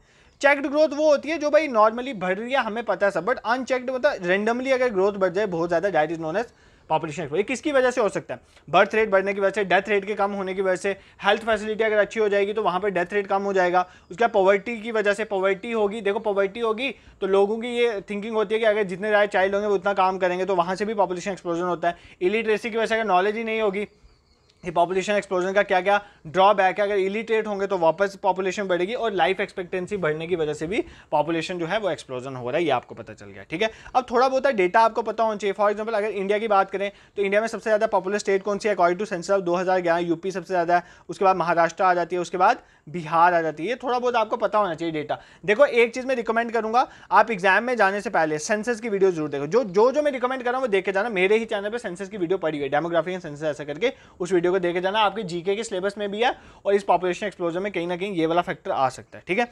और अगर मैं पॉपुलेशन की डेंसिटी की बात, डेंसिटी ऑफ पॉपुलेशन का मतलब होता है 1 स्क्वायर किलोमीटर में कितने लोग रह रहे हैं, ठीक है। वो सबसे ज़्यादा कहाँ पर है? डेंसिटी ऑफ पॉपुलेशन सबसे ज़्यादा स्टेट वाइज बात करें, सबसे ज़्यादा बिहार में है, बिहार के बाद वेस्ट बंगाल में है, उसके बाद केरला में है। बट अगर मैं यूटी की बात करूँ तो सबसे ज़्यादा दिल्ली में। ओवरऑल सबसे ज़्यादा अगर बात करूँ तो कहाँ पर है? दिल्ली में है, ठीक है। कहाँ पर है? दिल्ली में है। बिहार में स्टेट्स में सबसे ज़्यादा डेंसिटी ऑफ पॉपुलेशन है, बट यूटीज भी इंक्लूड करूँ तो सबसे ज़्यादा कहाँ पर है? दिल्ली में। आपको पता है दिल्ली में कितनी ज़्यादा पॉपुलेशन डेंसिटी है, ठीक है। दिस इज क्लियर, यहाँ पर आपको कोई प्रॉब्लम नहीं होनी चाहिए, ठीक है। इसके बाद एक आपको याद रखना है कि एक डेमोग्राफिक ट्रांजिशन थ्योरी है। डेमोग्राफिक रिवाइज करवा दो थोड़ा। डेमोग्राफिक ट्रांजिशन थ्योरी ये किसने दी है? आपको याद रखना है, वैरन थॉमसन ने। किसने दी है? वैरन थॉमसन ने दिया हमारी डेमोग्राफिक ट्रांजिशन थ्योरी, ठीक है। 1929 में ये दी थी। Time is not important, Warren Thompson ने डेमोग्राफिक ट्रांजिशन थ्योरी दी थी, ये आपको याद। इसमें 4 स्टेजेस ने बोली थी, 4 स्टेजेस हैं डेमोग्राफी की हमारे बढ़ने की, ठीक है। डेमोग्राफिक ट्रांजिशन की 4 मतलब डेमोग्राफी मतलब पॉपुलेशन चेंज की 4 जो है बेसिकली 4 स्टेजेस इसने बोली थी, ठीक है। सबसे पहली स्टेज इसने बोली थी प्री इंडस्ट्रियल, मतलब प्री इंडस्ट्रियल मतलब जब इंडस्ट्रीज आई थी उसके पहले वाली स्टेज प्री इंडस्ट्रियल से। इसमें देखो प्री इंडस्ट्री से पहले वाली स्टेज जो थी ना, इसमें पॉपुलेशन स्टेबल थी। क्यों स्टेबल थी? इसमें भी स्टेबल थी, क्यों थी? क्यों? बर्थ रेट भी ज़्यादा था, बर्थ भी ज़्यादा होते थे, बट डेथ भी ज़्यादा हो जाती, कितनी इन्फेक्शन वगैरह ये आती थी, हेल्थ इंफ्रास्ट्रक्चर हमारा उतना अच्छा नहीं था। तो पहली स्टेज जो है प्री इंडस्ट्रियल स्टेज जो थी वो स्टेबल स्टेज थी। क्यों? क्योंकि इसमें बर्थ रेट भी ज़्यादा था और डेथ रेट भी ज़्यादा था। उसके बाद जो सेकंड स्टेज आई ना, ट्रांजिशनल स्टेज जिसे कहते हैं, या अर्बनाइजेशन जिस स्टेज में स्टार्ट हुई, उसमें क्या हुआ? उस स्टेज को अर्ली सेकंड स्टेज को हम अर्ली पॉपुलेशन ग्रोथ स्टेज भी कहते हैं, मतलब यहाँ पर पॉपुलेशन बढ़ना शुरू हुई। क्यों? क्योंकि बर्थ रेट तो अभी भी ज़्यादा था, बट डेथ रेट अब कम होना शुरू हो गया, क्योंकि हेल्थ इंफ्रास्ट्रक्चर हमारा अच्छा होना शुरू हो गया, तो डेथ रेट उसकी वजह से कम हो गया। उसके बाद कौन सी स्टेज आई? उसके बाद हमारी आई मैच्योर स्टेज। कौन सी स्टेज आई? मैच्योर स्टेज, जिसे हम बोलते हैं इंडस्ट्रियल स्टेज, मतलब मॉडर्न इंडस्ट्रियल स्टेज या मैच्योर इंडस्ट्रियल स्टेज जिसको बोलते हैं, वो थी हमारी थर्ड स्टेज। इसमें क्या हुआ? बर्थ रेट अब धीरे धीरे कम होना शुरू हो गया, बट हमारा जो डेथ रेट है ना वो बहुत ज़्यादा कम हो गया। तो इसका मतलब क्या है? इस स्टेज में भी पॉपुलेशन बढ़ेगी, तो इसको बोलते हैं लेट पॉपुलेशन ग्रोथ। क्या बोलते हैं? Late population growth. देखो यार, सबसे पहली बात क्या, सबसे स्टार्टिंग में बर्थ रेट भी ज़्यादा था, डेथ भी, या बर्थ भी ज़्यादा होता है बट बीमारियाँ थी, डेथ भी ज़्यादा होती, तो पॉपुलेशन स्टेबल थी। जितने जन्म ले रहे हैं उतने मर रहे हैं, तो पॉपुलेशन स्टेबल ही है। बट उसके बाद क्या हुआ है? धीरे धीरे इंडस्ट्रियलाइजेशन आना शुरू हुई, जब ट्रांजिशन स्टेज में बर्थ रेट तो अभी भी ज़्यादा था, बट डेथ रेट अब कम होना शुरू हो गया। इसका मतलब हमारी अर्ली एक्सपेंडिंग स्टेज आ गई। उसके बाद सेकंड इंडस्ट्रियल स्टेज में क्या हुआ? बर्थ रेट भी अब धीरे धीरे कम होना शुरू हो गया, बट डेथ रेट तो बहुत कम हो गया। हमारा हेल्थ इंफ्रास्ट्रक्चर इतना अच्छा हो गया लाइफ, और इसकी वजह से क्या हो गया? पॉपुलेशन ग्रोथ लो होगी। ग्रोथ अभी भी थी बट अब लो होनी शुरू। उसके बाद आ जाती है हमारी fourth and the last stage is post industrial stage, मतलब इंडस्ट्रियल रेवोल्यूशन के बाद वाली स्टेज जो है पोस्ट इंडस्ट्रियल स्टेज, जिसकी बात करें अभी कुछ कंट्री स्टेज में पहुंच गई हैं, जिसमें जैसे इटली हो गया, जापान हो गया, साउथ कोरिया। इसमें बर्थ रेट तो भाई कम है ही है, इनका डेथ रेट भी पूरा कम हो चुका है, ठीक है। डेथ रेट भी कम है, बर्थ रेट भी कम है, तो इनकी भी पॉपुलेशन स्टेबल हो गया, पॉपुलेशन इतनी ग्रो नहीं करे। तो जहां पर हमने स्टेबिलिटी से पहले स्टार्ट किया था, अभी हम स्टेबिलिटी में पहुंच गए। ये पॉपुलेशन एक्सप्लोजन के बारे में आपको कुछ चीजें पता होनी चाहिए, ठीक है। क्लियर है? नेक्स्ट देखते हैं, आपका टॉपिक है global warming and climate change. देखो ग्लोबल वार्मिंग आपको पता ही है, ग्लोबल वार्मिंग होता है अर्थ का, मतलब ग्लोब मतलब अर्थ का टेम्परेचर जो है बढ़ जाना। एक तो नेचुरली बढ़ता है, वो तो ऑब्वियस है, बट हम यहाँ पर आर्टिफिशियल पढ़ रहे हैं। देखो हमारे नेचर में हम क्या करते हैं? ग्रीन हाउस गैसेज को प्रोड्यूस कर देते हैं। Green house gases for example carbon dioxide, methane, nitrous oxide, ये सारी ग्रीन हाउस गैसेज क्या करती हैं? सूर्य से, ध्यान से सुनो, ये सूर्य देवता है, यहाँ से जो रेडिएशन आती है ना नीचे, इनको बोलते हैं शॉर्ट वेव रेडिएशन। ये तो आ जाती है नीचे, इजिली आती है, यहाँ से रिफ्लेक्ट होकर ऊपर जा रही होती है, बट ये जो ग्रीन हाउस गैसेज होती है ना, ये जो वापस जाने वाली होती है ना, इसको बोलते हैं long wave radiation, long wave terrestrial radiation, इसको पकड़ लेती हैं। तो भाई इस गर्म रेडिएशन को, जो सूर्य से इंफ्रारेड रेडिएशन, जो गर्म रेडिएशन आई थी, उसको पकड़ लिया, तो अगर पकड़ लिया तो ये बाहर नहीं जा पा रही। इसकी वजह से क्या होता है? टेम्परेचर बढ़ जाता है, that is known as global warming, जिसकी वजह से हमारे ग्लेशियर्स मेल्ट हो रहे हैं, ओशंस में पानी भर रहा है और बहुत ज़्यादा प्रॉब्लम्स हो रही हैं, ठीक है। अब ग्लोबल वार्मिंग के लिए आपको और क्या चीज़ें याद है? इसकी वजह से क्लाइमेट चेंज भी हो रहा है, आपको पता है। देखो कई बार बहुत ज़्यादा ड्रॉट पड़ जाता है, कई बार बहुत ज़्यादा बारिशें होती है, ये सारी क्लाइमेट चेंज वाला फैक्टर आ जाता है। अब आपको क्या याद रखना है, क्या ग्रीन हाउस गैस की स्टोरी कहां से शुरू हुई? देखो यहां से समझो आप, 1992 में क्या होता है? बेसिकली एक कॉन्फ्रेंस होती है रियो डी जेनेरियो में, जिसको बोलते हैं रियो समिट या United nation conference on environment and development. उसमें क्या निकलती है? तीन चीजें निकलती हैं। एक कन्वेंशन ऑन बायोलॉजिकल डाइवर्सिटी, इसको छोड़ो अभी। एक निकलती है हमारा United nation convention to combat desertification, इसको भी छोड़ो। एक चीज निकली है United Nation framework convention on climate change, UNFCCC। United Nation framework convention on climate change में ये बोला जाता है कि हर साल जो है डिफरेंट मेंबर्स जो हैं इसके, वो मिलेंगे और डिस्कस करेंगे किस तरह से क्लाइमेट चेंज को कम करना है। ये जब मिलते हैं इनको बोलते हैं कॉन्फ्रेंस ऑफ पार्टी, COP। अभी बताऊंगा आगे कौन सी COP कितनी हुई, ये शायद मैंने करंट अफेयर्स वाले सेशन में बताया यार, COP 28, COP 29, COP 30, तो ये देख लेना। तो COP की देखो, करंट अफेयर्स वाला जो कल मैराथन सेशन डाला है ना, सुबह डाला है, सॉरी मॉर्निंग में जो सेशन डाला है, उसको एक बार कोशिश करना देखने की। अगर नहीं भी देखा गया तो भी चल जाएगा काम, करंट अफेयर्स की इतनी टेंशन मत लेना। अपना स्टैटिक पोर्शन, अपनी चीज़ें रिवाइज करो। अब कल के दिन में ज़्यादा एक्स्ट्रा नहीं पढ़ना, यही वीडियो बहुत ज़्यादा हो जाएगी, अगर इसको भी कंप्लीट कर लोगे तो बहुत है, ठीक है। इसके बाद देखेंगे कल क्या करना है। तो UNFCCC ने COP की बात करी, उसके बाद हर साल जो है कॉन्फ्रेंस ऑफ पार्टीज होती है, तो मेंबर्स मिलते हैं इनके, ठीक है। सबसे पहली बात 1994 में ये UNFCCC बना, उसके बाद इन्होंने मिलना शुरू किया। बट आपको याद रखना है क्योटो में, Kyoto is a place in Japan, ये इंपॉर्टेंट है। जापान में 1997 में ये मिलते हैं, ठीक है, कॉन्फ्रेंस ऑफ पार्टी।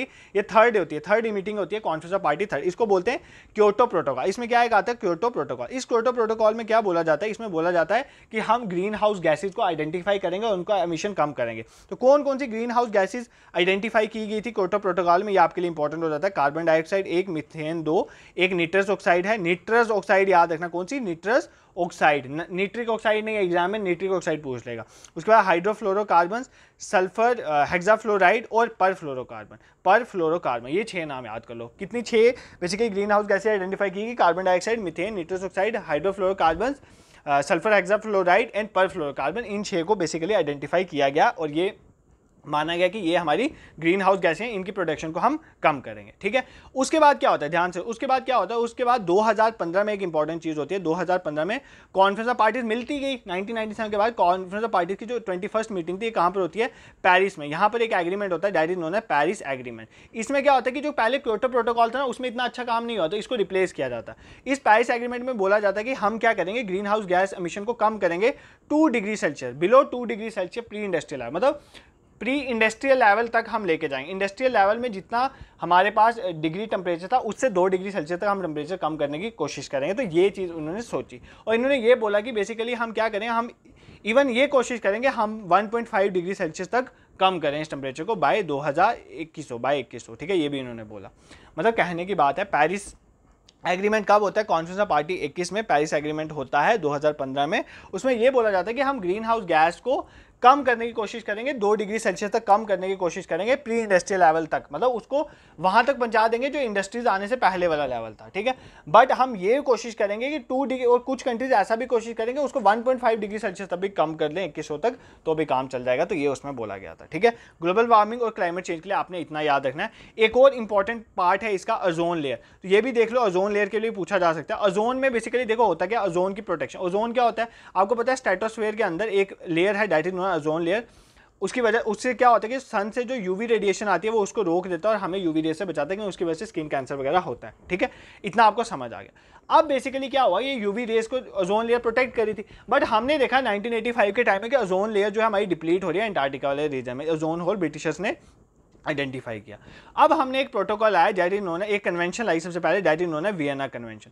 इस वियना कन्वेंशन कब आया, पहली बार 1985 इसको अडॉप्ट किया गया, ये फोर्स में आया था 1988 में। इस कन्वेंशन में हमने ये बोला कि हमने ओजोन लेयर को प्रोटेक्ट करना है, कि किसको प्रोटेक्ट करना, ओजोन लेयर को प्रोटेक्ट करना, इसमें ये बोला गया। बट इसमें कोई लीगली बाइंडिंग नहीं था कि कंट्रीज को ये करना ही करना है। तो उसके लिए हमने क्या लाया, एक प्रोटोकॉल आया दैट इज नोन है Montreal. Montreal is a place in कहाँ पर, कनाडा में है ना। तो मॉन्ट्रियल में एक प्रोटोकॉल आया that is known Montreal protocol.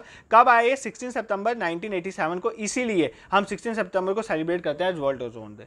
इसमें हमने ये बोला कि सबसे ज्यादा जो ओजोन लेयर को डिप्लीट करता है क्लोरोफ्लोरोकार्बन, हमने इसको बोला हम क्लोरोफ्लोरोकार्बन को खत्म कर देंगे, इरेडिकेट कर देंगे। इसकी वजह से क्या यूज करेंगे, हाइड्रोफ्लोरोकार्बन, ठीक है। तो हमने ये काम करना है, तो हम सक्सेसफुल हो गए, हमने क्लोरोफ्लोरोकार्बन्स को खत्म कर दिया, हम हाइड्रोक्लोरोफ्लोरोकार्बन्स को यूज करने लगे। बट हमें एक टाइम के बाद होश आई, क्या होश आई, कि जो हाइड्रोफ्लोरोकार्बन्स हैं जिनको हमने यूज करा था क्लोरोफ्लोरोकार्बन्स को रिप्लेस करने के लिए, ये ओजोन लेयर को तो डिप्लीट नहीं कर रहे हैं, ओजोन डिप्लीशन नहीं कर रहे हैं, बट भाई ये ग्रीन हाउस इफेक्ट कर रहे हैं, मतलब ये ग्लोबल वार्मिंग कर रहे हैं, ये ग्रीन हाउस गैस है। तो भाई क्या फायदा हुआ, ओजोन लेयर को तो बचा लिया बट ग्रीन हाउस इफेक्ट कर दिया, मतलब ग्लोबल वार्मिंग कर दी। तो हमने फिर बाद में सोचा कि हम हाइड्रोफ्लोरोकार्बन्स को भी खत्म कर देंगे। तो इसके लिए जो एग्रीमेंट है that is known as Kigali agreement. इसके लिए कौन सा एग्रीमेंट है, किगाली एग्रीमेंट। आई होप आपको ये सारी स्टोरी समझ आ गई है। अगर नहीं भी समझ आई है एक बार रिवाइंड करके सुन लेना, अगर फिर भी नहीं समझ आया तो भी कॉन्फिडेंस रखना, हमें सब आता है। बिल्कुल पजल मत होना यार, मेरे को बहुत टेंशन है इस टाइम पे कि आप एट लास्ट टाइम में एंजाइटी जो होती है कि एग्जाम वाली, वो आप पे हावी नहीं होनी चाहिए। ऑल्दो अगर आप मुझे बोलोगे, कमेंट सेक्शन में कमेंट करोगे कि कल आपको एक ऐसा चाहिए कि ओएमआर शीट किस तरह से भरनी चाहिए, पेपर किस तरह से अटेम्प्ट करना चाहिए, जो अपनी नॉलेज है थोड़ी बहुत वो मैं आपके साथ शेयर कर दूंगा। बाकी आपकी अपनी स्ट्रेटेजी होनी चाहिए in your exam. At the end moment कोई अपनी स्ट्रेटेजी चेंज नहीं करेगा, बट फिर भी अगर आपको लगता है कि मुझे थोड़ा अपना एक्सपीरियंस आपके साथ शेयर करना चाहिए, आप कमेंट सेक्शन में बताना। I will make a small video of 5-6 minute जिसमें आपको बताऊंगा पेपर में किन चीज़ों के साथ आपने जाना है, ठीक है। तो ग्लोबल वार्मिंग और क्लाइमेट चेंज के लिए इतना ही रखते हैं। नेक्स्ट हमारे पास कौन सा टॉपिक था, हाँ, इंडिकेटर्स ऑफ सोशल डेवलपमेंट। अब सोशल डेवलपमेंट को आप किस किस बेसिस में आइडेंटिफाई कर सकते हो, that are indicators of social development. मतलब बेसिकली यहाँ पर सबसे ज़्यादा फोकस होगा ह्यूमन डेवलपमेंट इंडेक्स की बात हो रही है, मतलब ह्यूमन डेवलपमेंट के कौन कौन से इंडेक्स हैं। देखो ह्यूमन डेवलपमेंट इंडेक्स एक निकलता है, आप सबको पता है ये किसका पार्ट है। सबसे पहली बात ह्यूमन डेवलपमेंट रिपोर्ट का पार्ट है। ये ह्यूमन डेवलपमेंट रिपोर्ट कौन निकालता है, UNDP, United Nation development programme. क्या बोला अभी तक आपने, मुझे बताना है यूएनडीपी का हेडक्वार्टर कहाँ पर, ये कमेंट सेक्शन में बताना। मैंने ये बोला कि ह्यूमन डेवलपमेंट मतलब इंडिकेटर सोशल डेवलपमेंट, मतलब सोशल डेवलपमेंट किस सोसाइटी की हुई है उसको क्या क्या इंडिकेट करता है। सिर्फ इकोनॉमी होने की वजह से ग्रोथ होती है बट उससे डेवलपमेंट नहीं होता। अभी आपका एक टॉपिक भी है ग्रोथ एंड डेवलपमेंट, उसमें भी ये अच्छे से बताऊंगा। तो ह्यूमन डेवलपमेंट इंडेक्स बेसिकली एक पार्ट है, एक इंडेक्स निकलता है जो पार्ट है ह्यूमन डेवलपमेंट रिपोर्ट का। कौन पब्लिश करता है उसको, यूएनडीपी में, ठीक है। ह्यूमन डेवलपमेंट इंडेक्स के अंदर कितनी डायमेंशन है, इसमें 3 डायमेंशन, याद है कितनी डायमेंशन है, 3 डायमेंशन है। और इंडिकेटर्स कितने, 4 इंडिकेटर्स हैं, ठीक है। वहां पर जैसे देखा था यहाँ पर भी 3 डायमेंशन है और 4 इंडिकेटर्स है ह्यूमन डेवलपमेंट। मतलब ह्यूमन डेवलपमेंट इंडेक्स ये बताता है कि ह्यूमन किसी सोसाइटी के कितने डेवलप्ड हैं, ठीक है, कितना डेवलप्ड है। तो किस किस बेसिस में क्या क्या डायमेंशन है, तो ह्यूमन की डेवलपमेंट में सबसे पहली डायमेंशन है लॉन्ग एंड हेल्दी लाइफ। कौन सी डायमेंशन आ गई, लॉन्ग एंड हेल्दी लाइफ, ये पहली डायमेंशन आ गई। दूसरी आ गई नॉलेज, दूसरी कौन सी डायमेंशन आ गई, नॉलेज। और थर्ड आ गई decent standard of living, decent standard मतलब एक अच्छा स्टैंडर्ड ऑफ लिविंग होना चाहिए। ये 3 डायमेंशन आती हैं किसके अंदर, ह्यूमन डेवलपमेंट इंडेक्स के अंदर। अब इसके अंदर क्या क्या इंडिकेटर्स कितने हैं, तो सबसे पहले लॉन्ग एंड हेल्दी लाइफ को कैसे पता चलोगे, आप देखोगे उस पर्सन की लाइफ एक्सपेक्टेंसी कितनी है बर्थ के टाइम में। फॉर एग्जाम्पल किसी आप देश में हो तो उसकी लाइफ एक्सपेक्टेंसी कितनी है, बर्थ मतलब एवरेज एक पर्सन कितने साल तक जिंदा रह सकता है, वो होती है लाइफ एक्सपेक्टेंसी। वो मेजर करोगे तो उससे आपको उसकी लॉन्ग एंड हेल्दी लाइफ के बारे में पता चल जाएगा। नॉलेज के लिए एक्सपेक्टेड ईयर ऑफ स्कूलिंग की कितनी देर तक वो स्कूल जाएगा फ्यूचर में, और मीन ईयर ऑफ स्कूलिंग मतलब अभी कितने ईयर तक स्कूल में जा रहा है, मीन ईयर ऑफ स्कूलिंग, ये दो चीज़ें यहाँ पर आ जाती हैं। ठीक है, तो नॉलेज के अंदर expected year of schooling and mean year of schooling आ जाता है। लॉन्ग एंड हेल्थी लाइफ के अंदर लाइफ एक्सपेक्टेंसी एट बर्थ आ जाता है। और डिसेंट स्टैंडर्ड ऑफ लाइफ के अंदर आ जाता है ग्रॉस नेशनल इनकम क्या है, पर कैपिटा। पर कैपिटा वो कितनी इनकम जनरेट कर रहा है, that is known as gross national income per capita. ठीक है, तो बेसिकली यहाँ पर 3 इंडेक्स आ जाते हैं। एक आता है लाइफ एक्सपेक्टेंसी इंडेक्स, जिससे हमें पता चलता है लॉन्ग एंड हेल्थी लाइफ के बारे में, ये याद रखना। मीन ईयर ऑफ स्कूलिंग, इसको बोलते हैं एजुकेशन इंडेक्स, इसकी वजह से हमें पता है एजुकेशन स्टैंडर्ड कितना है। और gross national index per capita जो होता है, इससे हमें पता चलता है basically decent standard of living कितना है। ये बेसिकली सस्टेनेबल डेवलपमेंट गोल है ना। SDG 3 आपका किसकी बात करता है, लाइफ एक्सपेक्टेंसी की बात करता है। और उसके बाद SDG 4 जो है बेसिकली इस नॉलेज की बात करते हैं। ठीक है, और जो हमारा 8 वाला है उसमें डिसेंट स्टैंडर्ड ऑफ लिविंग की बात होती है, इसमें 8.5 आ जाता है। ठीक है, इतना नहीं भी पता तो भी चल जाएगा, बस इतना याद रखना कि ह्यूमन डेवलपमेंट इंडेक्स पार्ट है ह्यूमन डेवलपमेंट रिपोर्ट का। कौन निकालता है, UNDP। इसमें 3 डायमेंशन है, long and healthy life, knowledge, decent standard of living. Long and healthy life में लाइफ एक्सपेक्टेंसी ऑफ बर्थ आता है, उसमें एक्सपेक्टेड ईयर ऑफ स्कूलिंग और मीन ईयर ऑफ स्कूलिंग आती है नॉलेज में। और डिसेंट स्टैंडर्ड ऑफ लिविंग में GNI पर कैपिटा आ जाता है। ठीक है, अब आपको एग्जाम में एक और चीज़ पूछी जा सकती है कि कितने एसेंशियल पिलर हैं ह्यूमन डेवलपमेंट इंडेक्स के, और 4 एसेंशियल पिलर हैं। कौन कौन से, इक्वालिटी, सबसे पहले इक्वालिटी रट लो यार, अभी टाइम नहीं है इतना समझाने का। सस्टेनेबिलिटी, प्रोडक्टिविटी बिना समझाए ना मुझे चैन नहीं आता, बट अभी टाइम नहीं है इतना, तो थोड़ी चीज़ें ऐसे ही कर लो। एम्पावरमेंट, मतलब बेसिकली यहाँ पर क्या बात हो रही है, इक्वालिटी है या नहीं है, सस्टेनेबल है कि नहीं है ग्रोथ, मतलब आज ग्रोथ करें और कल फ्यूचर के लिए भी बचा के करें। और उसके बाद क्या प्रोडक्टिविटी है नहीं, क्या प्रोडक्शन हो रही है नहीं अच्छे से, मतलब इंडिविजुअल भी प्रोडक्टिव है या नहीं है। उसके बाद 4th हमारा आ गया कि एम्पावरमेंट। सबको अगर देखो ना यार, ह्यूमन की डेवलपमेंट तभी होगी अगर उसको एम्पावर किया जाएगा, उसको जॉब दी जाएगी, स्किल दी जाएगी। अगर नहीं दी जा रही है तो कहाँ से पता चलेगा। ठीक है, अब आपको एग्जाम में क्या पूछेगा कि इंडिया रैंक, ये तो आ गया ह्यूमन डेवलपमेंट इंडेक्स है क्या था। अब इंडिया की रैंकिंग क्या है, देखो इंडिया की रैंकिंग अगर मैं बात करूँ 2021, देखो 2022 तक की डेटा है जो अभी तक चल रहा है, उसके बाद शायद ये डेटा आया नहीं है। तो 2022 में इंडिया की रैंक थी 135 आउट ऑफ कितनी कंट्रीज में से, 193 कंट्री। बट 2022 में ये रैंक अभी रिसेंट डेटा के अकॉर्डिंग जो रैंक है दैट इज 134। इंडिया का कितना रैंक है, 134 आउट ऑफ 193 कंट्री, ये याद कर लेना। इंडिया का अभी रिसेंट कितना रैंक है, 134 आउट ऑफ 193 कंट्री। और टॉप कोई पूछे तो स्विट्जरलैंड, टॉप कौन है, स्विट्जरलैंड। इवन हमारा भूटान भी हमसे अच्छा है, बांग्लादेश भी अच्छा है। तो इंडिया की रैंक जस्ट 134 थी आउट ऑफ 193 कंट्रीज। इंडिया का स्कोर 0.644 था। ठीक है, ये याद कर लें, स्कोर भी यहाँ पर होता है। तो 0.644 स्कोर था। और रैंक आपने इंपॉर्टेंट यहाँ पर याद रखना है, ह्यूमन डेवलपमेंट इंडेक्स का रैंक इंडिया का कितना था, 134 इंडिया का ह्यूमन डेवलपमेंट इंडेक्स का रैंक था आउट ऑफ 193 कंट्री। इतना भी याद कर लोगे तो आपका काम बन जाएगा। ठीक है, तो UNDP के बारे में मैंने आपको पूछा, ये UNDP जो है वो कब बना था, 1965 में बना था। और इसका हेडक्वार्टर कहाँ पर है, आप मुझे कमेंट सेक्शन में बताओगे। अभी वीडियो पॉज करो और इसका UNDP का जो कहाँ पर हेडक्वार्टर है ये मुझे आपने कमेंट सेक्शन में बताना है। ठीक है, I hope this is clear to you. इसके साथ साथ और क्या चीज़ें हैं जो बेसिकली इंडिकेटर्स हैं सोशल डेवलपमेंट का। हैप्पीनेस भी इंडिकेटर है ना, हैप्पीनेस से भी पता चलता है आपको कोई सोसाइटी कैसी है, उसकी डेवलपमेंट कैसी है। तो एक उसके लिए एक रिपोर्ट आती है, वर्ल्ड हैप्पीनेस रिपोर्ट। ठीक है, वर्ल्ड हैप्पीनेस रिपोर्ट की बात करते हैं। ठीक है, वर्ल्ड हैप्पीनेस रिपोर्ट सबसे पहली बात ये पूछेगा कौन निकालता है, तो इसको निकालता है United nation sustainable development solution network. United nation sustainable development solution network जो है इसको निकालता है। अगर हम इसकी बात करें तो इसमें सबसे नंबर 1 पे कौन आई है, फिनलैंड। ठीक है, रिसेंट डेटा के अकॉर्डिंग नंबर 1 पे जो वर्ल्ड हैप्पीनेस रिपोर्ट है कौन आया, नंबर 1 पे फिनलैंड आई है। सबसे वर्स्ट स्टेट हैप्पीनेस के केस में कौन सी है, Afghanistan.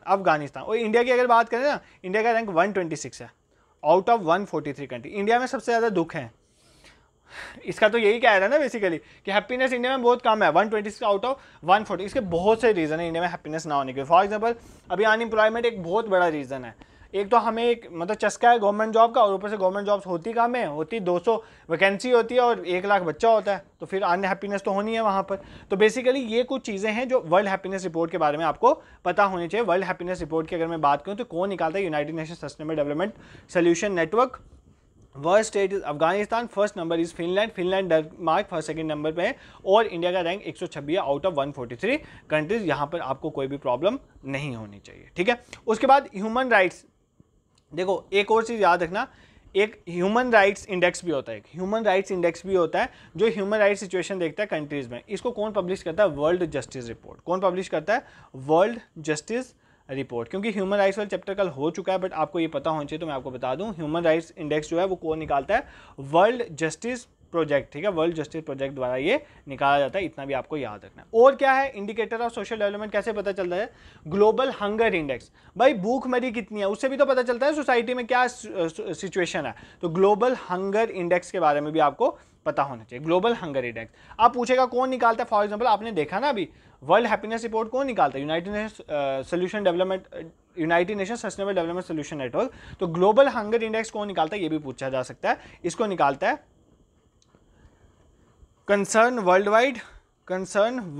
Wide and wealth hunger life, ठीक है, तो दो मिलके निकालते हैं, कौन कौन निकालता है global hunger index, concern world wide, ठीक है, और दूसरा वेल्थ हंगर लाइफ, ये दोनों आपस में मिलकर क्या निकालते हैं, ग्लोबल हंगर इंडेक्स। इसमें भी 4 इंडिकेटर्स यूज करते हैं, ये याद करो 4 इंडिकेटर हैं इनके। सबसे पहला इंडिकेटर्स है अंडर नरिशमेंट कितना है, मतलब फॉर एग्जांपल प्रॉपर नरिशमेंट नहीं मिल रही है। सेकंड चाइल्ड स्टंटिंग, मतलब चाइल्ड स्टैंडिंग वाले कैसी है, मतलब हाइट जो कम रह रही है बच्चों की। थर्ड चाइल्ड वेस्टिंग वाली सिचुएशन क्या है, और fourth one is child mortality. तो 4 चाइल्ड का डेथ रेट, चाइल्ड वेस्टिंग और child stunting and under nourishment, ये 4 इंडिकेटर से यूज करते हैं, ठीक है। अगर मैं बात करूँ इसमें भी रैंकिंग की जाती है, अगर किसी का 0 रैंक है इसका मतलब वो है बेस्ट कंट्री, मतलब वहाँ पर हंगर की प्रॉब्लम नहीं है, और जिसका 100 रैंक है वो होता है वर्स्ट कंट्री, ठीक है, वो कौन सी है, वर्स्ट कंट्री, उसको आपने याद रखना, ठीक है। अगर मैं इंडिया की बात करूं तो इंडिया का रैंक आप जस्ट याद कर लेना, इंडिया का रैंक है 111 आउट ऑफ 125 कंट्री, तो मतलब हंगर वाली सिचुएशन में भी हमारी हालत खराब है, तो 111 रैंक है आउट ऑफ 125 कंट्रीज। तो इंडिया का अगर मैं स्कोर बताऊं तो वो 28.7 के करीब आता है। तो देखो ये 0 के ऑलमोस्ट मतलब पास ही है, तो मतलब इतना दूर भी नहीं है, 0 के पास होता तो अच्छा होता, 0 के पास होता बेस्ट होता, बट ये दूर है, तो इसका मतलब क्या है, इंडिया की कंडीशन जो है ग्लोबल हंगर की सिचुएशन में भी खराब है, ठीक है। और एक और इंडिकेटर देख लो, मैं 4 हमने इंपॉर्टेंट देखे हैं जो सोशल डेवलपमेंट को बताते हैं, that is global gender gap report. ये तो मैं ऑलरेडी कल के लेक्चर में बता चुका हूँ, ग्लोबल जेंडर गैप रिपोर्ट, ये होमवर्क भी आपको दिया था। इसमें इंडिया का रैंक एट प्रेजेंट अभी यार 15-20 दिन पहले ये निकली है, इसमें इंडिया का रैंक आया 129 आउट ऑफ 146 कंट्री। इससे पहले इसका रैंक था 127 आउट ऑफ 146 कंट्री, इस बार रैंक और खराब हो गया। इसमें पहले नंबर पे कौन आया, आइसलैंड, तो ये देख लेना, ठीक है। और इसमें 4 डायमेंशन, इसमें भी इकोनॉमिक पार्टिसिपेशन कितनी है, एजुकेशन अटेनमेंट कितनी है, हेल्थ सर्वाइवल कितना, पॉलिटिकल पावर, ये नहीं पूछेगा, बट इतना याद करना ग्लोबल जेंडर गैप रिपोर्ट जो है इसमें क्या इंडिया का रैंक है। आपने मुझे कमेंट सेक्शन में बताना ये निकालता कौन है, तो global gender gap report published कौन करता है, भाई बताया हुआ है कल के लेक्चर में, आपको आना चाहिए, ठीक है। नहीं आता तो गूगल सर्च करें, इसको बिना ऐसे देखे आंसर देखे एग्जाम में मत चल जाना, फिर प्रॉब्लम हो जाएगी वहां पर, ठीक है, फिर मुझे मत बोलना, तो प्रॉब्लम नहीं करेंगे हम, ठीक है। नेक्स्ट टॉपिक में मूव करते हैं, इंडिकेटर सोशल डेवलपमेंट में इतना ही देखना हमने, ठीक है। नेक्स्ट जो topic of concern is trafficking, बैगरी एंड करप्शन। तो ट्रैफिकिंग क्या होती है, ट्रैफिकिंग इज इलीगल ट्रेड होना ह्यूमन बींग्स का, चाहे स्लेवरी के लिए हो, सेक्सुअल एक्सप्लॉइटेशन के लिए, ऑर्गन रिमूवल के लिए हो, या फोर्स लेबर के किसी भी चीज़ के लिए हो सकती है। Beggar is the force labour kind of thing, तो बेसिकली उसको बोलते हैं ट्रैफिकिंग।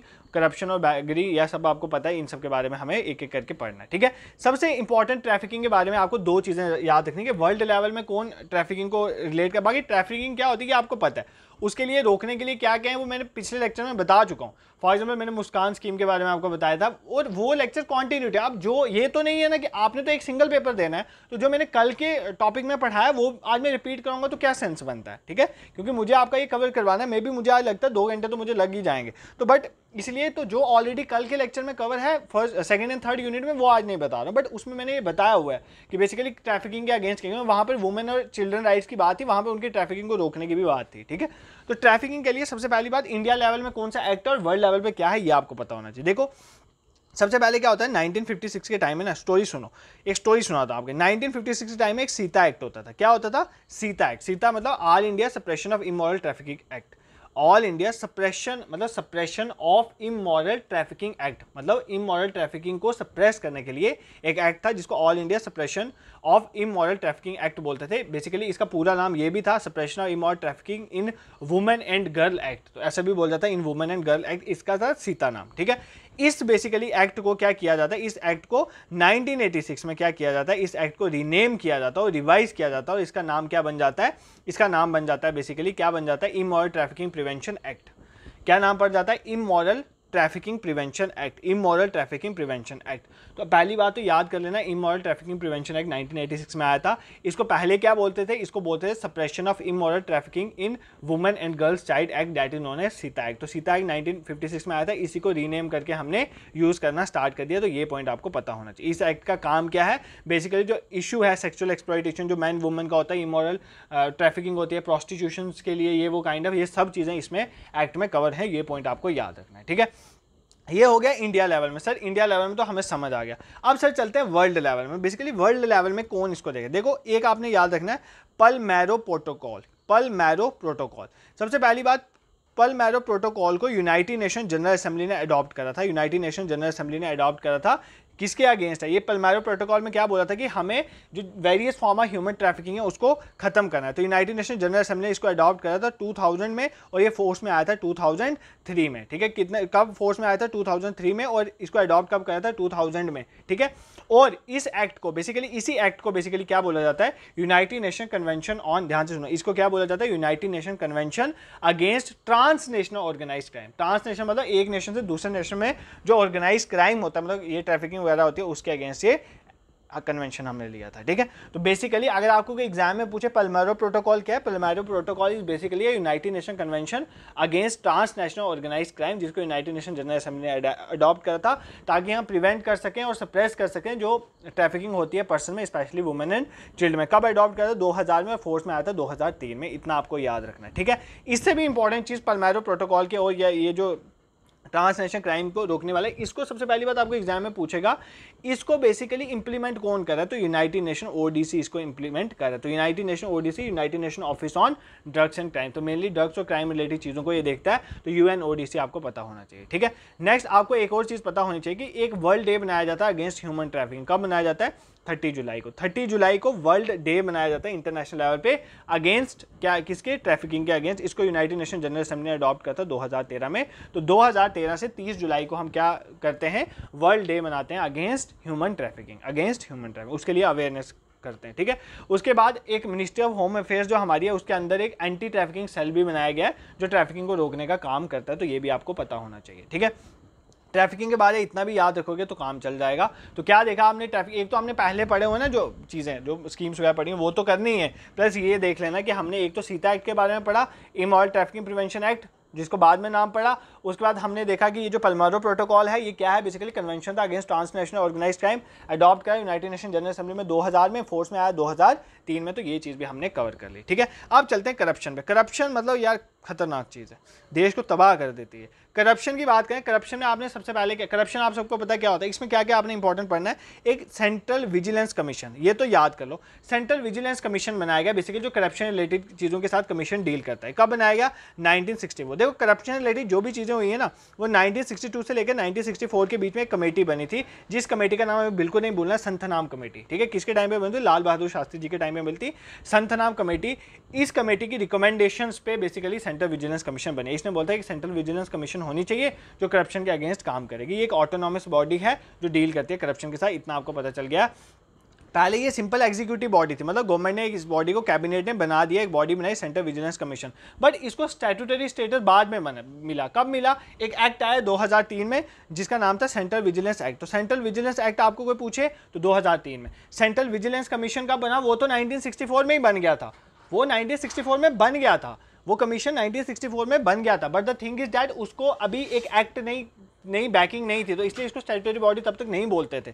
स्टैट्यूटरी बॉडी इसको 2003 में जब सेंट्रल विजिलेंस एक्ट आया तब इसको बोला गया, ठीक है। और कौन सी कमेटी की रिकमेंडेशन में बना था? संथनाम कमेटी की रिकमेंडेशन में। तो आपने ये याद है। इसमें कितने मेंबर्स हैं? इसमें 3 मेंबर्स हैं। कितने हैं? सेंट्रल विजिलेंस कमीशन में 3 मेंबर्स होते हैं। एक होता है चीफ विजिलेंस कमिश्नर और 2 विजिलेंस कमिश्नर होते हैं, ठीक है। 2 विजिलेंस कमिश्नर, इनको कौन अपॉइंट करता है? प्रेसिडेंट। प्रेसिडेंट अपॉइंट करने के लिए 3 बंदों की रिकमेंडेशन देता है। एक होता है प्राइम मिनिस्टर, एक होता है होम मिनिस्टर और तीसरा आता है अपोजिशन के, लोकसभा में जो अपोजिशन मिनिस्टर होते हैं तो उनकी, ठीक है। अभी तो छोड़ दो इसको, बस इतना याद रखो इसमें 3 मेंबर होते हैं। एक सेंट्रल विजिलेंस कमिश्नर होता है। At present central vigilance commissioner कौन है? प्रवीण कुमार श्रीवास्तव। ये नहीं बोलना, प्रवीण कुमार श्रीवास्तव, ठीक है। क्लियर है, यहाँ तक कोई प्रॉब्लम नहीं है आपको। और क्या डील करता है करप्शन के साथ? सीबीआई का नाम सुना है?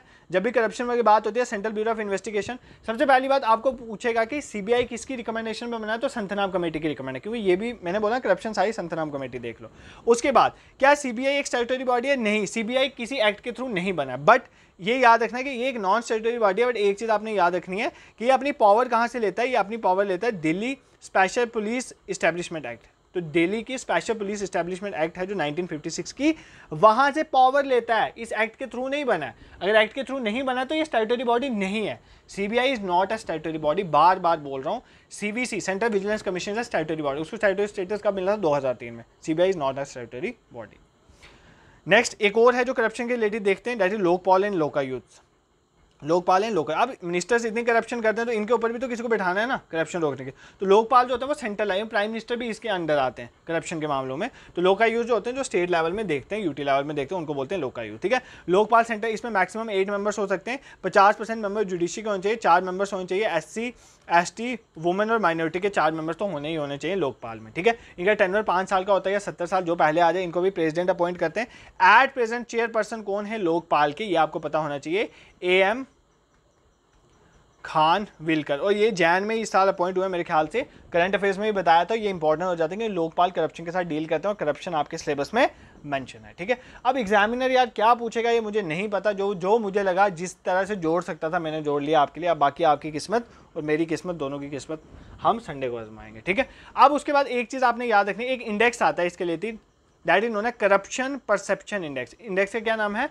Corruption perception index. सबसे पहली बात आपको पूछेगा ये इंडेक्स निकालता कौन है, तो ये इंडेक्स निकालता है ट्रांसपेरेंसी इंटरनेशनल। कौन निकालता है? Transparency international. ये क्या है? एक इंटरनेशनल एनजीओ है, जर्मनी बेस्ड, ठीक है। जर्मनी बेस्ड एक इंटरनेशनल एनजीओ है जिसका नाम है ट्रांसपेरेंसी इंटरनेशनल। ये एक इंडेक्स निकालती है, करप्शन परसेप्शन इंडेक्स। इसमें टॉप पोजीशन किसकी आई है? डेनमार्क की। इंडिया की पोजीशन में बात करें, इंडिया की पोजीशन 93rd है, मतलब सबसे कम करप्शन कहाँ पे? करप्शन नहीं है डेनमार्क में। और इंडिया की रैंक आती है 93rd आउट ऑफ 180 कंट्रीज में, इंडिया 93rd में आता है। इसका मतलब इंडिया में भी करप्शन है, ठीक है। तो ये चीज़ आपको याद रखनी है। अब नेक्स्ट आपको क्या याद रखना है कि अगर सपोज करो, एक चीज़ आप याद रख सकते हो कि एक इंडिया में इंटरनेशनल एंटी करप्शन डे बनाया जाता है 9 दिसंबर को, ये भी याद कर लो यार। एंड इंडिया में नहीं, इंटरनेशनल लेवल पे इंडिया में बनाया जाता है। इंटरनेशनल एंटी करप्शन डे कब बनाया जाता है? 9 दिसंबर को बनाया जाता है। ये पॉइंट आपको याद रखना है, ठीक है। उसके बाद अगर हम बात करें इसमें और करप्शन में क्या है, करप्शन में इतना काफ़ी है, बहुत इंपॉर्टेंट चीज़ें। बैगरी में 1-2 चीज़ें देख लेते हैं। देखो, अगर हाईएस्ट नंबर ऑफ बैगर्स की बात करें तो कहाँ पर है? वेस्ट बंगाल में। हाईएस्ट नंबर ऑफ बैगर्स जो लेटेस्ट डेटा उसके अकॉर्डिंग कहाँ पर है? वेस्ट बंगाल में, ठीक है। अगर ये बोले आपको which state is known as home to majority of beggar, 2011 census के मुताबिक किस स्टेट को बोला जाता है home to majority of beggars, तो किसको बोला जाएगा? महाराष्ट्र में। मुंबई में आपको पता है बहुत सारे बैगर्स हैं, तो महाराष्ट्र में, ठीक है।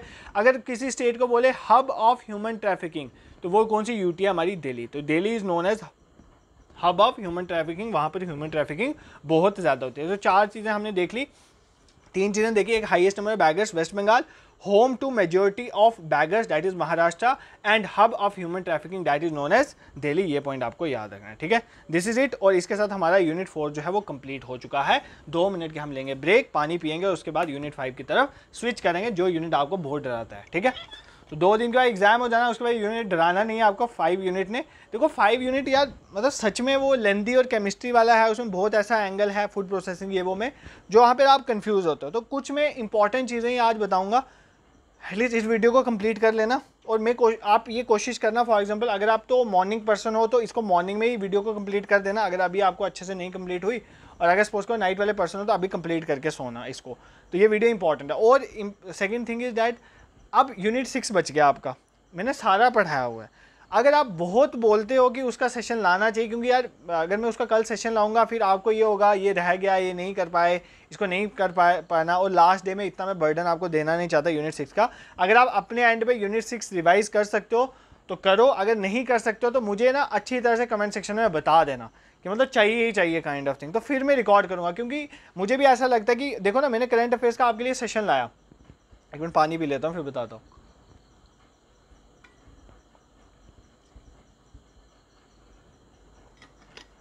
हाँ, करंट अफेयर्स के लिए आपके लिए एक सेशन लाया गया, एक पहले लाया गया 2-3 दिन पहले, एक कल लाया गया। अब उस सेशन में नो डाउट उसमें बहुत सी इन्फॉर्मेशन है, बहुत मुश्किल है उसको रिवाइज करना, इस चीज़ को मैं समझ सकता हूँ। But the thing is that वो सारी इंपॉर्टेंट चीज़ें यार मैं क्या छोड़ूँ, आप कमेंट्स आ रहे हैं सर आप बोलते हो ये भी इंपॉर्टेंट है ये भी इंपॉर्टेंट है, तो छोड़ना क्या भाई, अगर छोड़ने वाली चीज़ होती तो मैं लाता ही क्यों, मतलब मैं पागल हूँ मैं वहाँ से उठा के ला रहा हूँ। तो मैंने जो कट किया हुआ है इसका मतलब वो था फालतू, वो कट हो गया है। अब जो है वो इंपॉर्टेंट है, अब आएगा नहीं आएगा वो मुझे नहीं पता, बट वो इंपॉर्टेंट है, आपको भी पढ़ के पता चलेगा वो current affairs are very important for your exam. तो मैं कुछ भी नहीं छोड़ सकता, तो फिर वो डिफिकल्ट बन जाता है। अब आपको वो दिमाग में नहीं बैठ रहा होगा, नहीं जस्ट आप उसको सुन के जाओ यार, पेपर में आपके पास ऑप्शन होते हैं टिक लगा दोगे। तो इसीलिए ये लेक्चर भी ऑल दो 2 घंटे का रिकॉर्ड होगा, आपको इसको रिवाइज करने में मे बी 2.5 घंटे भी लग सकते हैं, वेट करोगे देखोगे ये समझ आए भाई 2.5-3 घंटे भी लग जाते हैं रिवीजन में आपको वीडियो देखते वक्त। तो मतलब मेरा कहने का मतलब है कि अब आप चाहते हो कि मतलब 6 यूनिट आए या कल आपके ऊपर वो बर्डन ही ना बन जाए, तो ये आप मुझे कमेंट सेक्शन में बताना, उसके बेसिस में करूँगा। और अगर आपको एक डेडिकेटेड वीडियो चाहिए कि किस तरह से एग्जाम हॉल में जाना चाहिए, क्या क्या चीज़ें हैं, एक some sort of motivation as well as plus important thing is that how to fill OMR sheet, क्या क्या चीज़ें एग्जाम में ध्यान में रखनी है, तो अगर चाहिए तो बता देना, बना दूंगा, अदरवाइज इसी में कंक्लूड कर लेंगे, वो आपकी चॉइस पे डिपेंड करेगा। ठीक है, अब यूनिट 5 को स्टार्ट करते हैं। इस यूनिट में थोड़ा अपनी ध्यान चाहिए आपका 100% मुझे देना, ताकि ये बहुत टिपिकल यूनिट है, इसको समझने में प्रॉब्लम आएगी आपको। देखो सबसे पहली चीज़, पहला टॉपिक तो इजी है, ग्रोथ एंड डेवलपमेंट। ग्रोथ क्या होता है, ग्रोथ डेवलपमेंट का बच्चा है। फॉर एग्जाम्पल एसोसिएशन कम्युनिटी का बच्चा था। ग्रोथ में जस्ट एक ही एस्पेक्ट कवर हो रहा है, दैट इज इकोनॉमी। जब हम लीनियर डेवलपमेंट की बात करते हैं ना किसी पर्सन की, मतलब फिजिकल डेवलपमेंट की बात करते हैं, तो वो ग्रोथ होता है। Physical development is growth, physically आपकी अगर डेवलपमेंट की बात हो रही है तो वो ग्रोथ है, मतलब आपकी बॉडी डेवलप हो रही है, फिजिकली बॉडी आपकी हाइट बढ़ रही है, जो भी हो रहा है, तो that is known as growth. But development is not just your physical, इसमें आपका सोशल मेंटल सारा आ जाता है, सारे एस्पेक्ट आ जाते हैं। आपकी एजुकेशन बढ़ना, आपका सोचने का तरीका बढ़ना, ये सब डेवलपमेंट का पार्ट होता है। ठीक है, तो ये आपको पता होना। देखो ग्रोथ जो होती है ना, डिफरेंस देखो, ग्रोथ क्वांटिटेटिव कंसेप्ट है, मतलब आप ग्रोथ को मेजर कर सकते हो। भाई इसकी हाइट 5 फीट 6 इंच थी, इसकी हाइट 5 फीट 8 इंच होगी, तो भाई आई कैन मेजर इट ना। अब मैं ये बोल सकता हूँ कि ये इतना समझदार हो गया, तो मतलब यहाँ पर मैं मेजर नहीं कर सकता। तो बेसिकली ये है कि डेवलपमेंट जो है उसमें क्वांटिटेटिव तो होता ही है, बट इसमें ज़्यादा फोकस किस में होता है, क्वालिटेटिव में। किस में होता है, क्वालिटी। क्वांटिटी मतलब मेजरेबल, जो चीज़ मेजर हो, तो ग्रोथ हमारी मेजरेबल में आती है। इतना समझ आ गया। ग्रोथ कॉन्टिन्यूस नहीं होती है, नॉन कॉन्टिन्यूस। भाई आपकी हाइट एक पॉइंट पे आके रुक जाएगी, 40 साल के बाद आपकी हाइट नहीं बढ़ने वाली है, जो मर्जी कर लो, जितना मर्जी वो कॉम्प्लेन पी लो। ठीक है, जोक सा बात। तो ग्रोथ जो है वो नॉन कॉन्टिन्यूस है, एक पॉइंट पे आगे रुक जाएगी, बट डेवलपमेंट नहीं रुकती है। लास्ट टाइम जब आता है ना, तब तक इंसान सीखता रहता है कुछ ना कुछ लाइफ में, that is a part of development. ठीक है, इतना आपको समझ आ गया।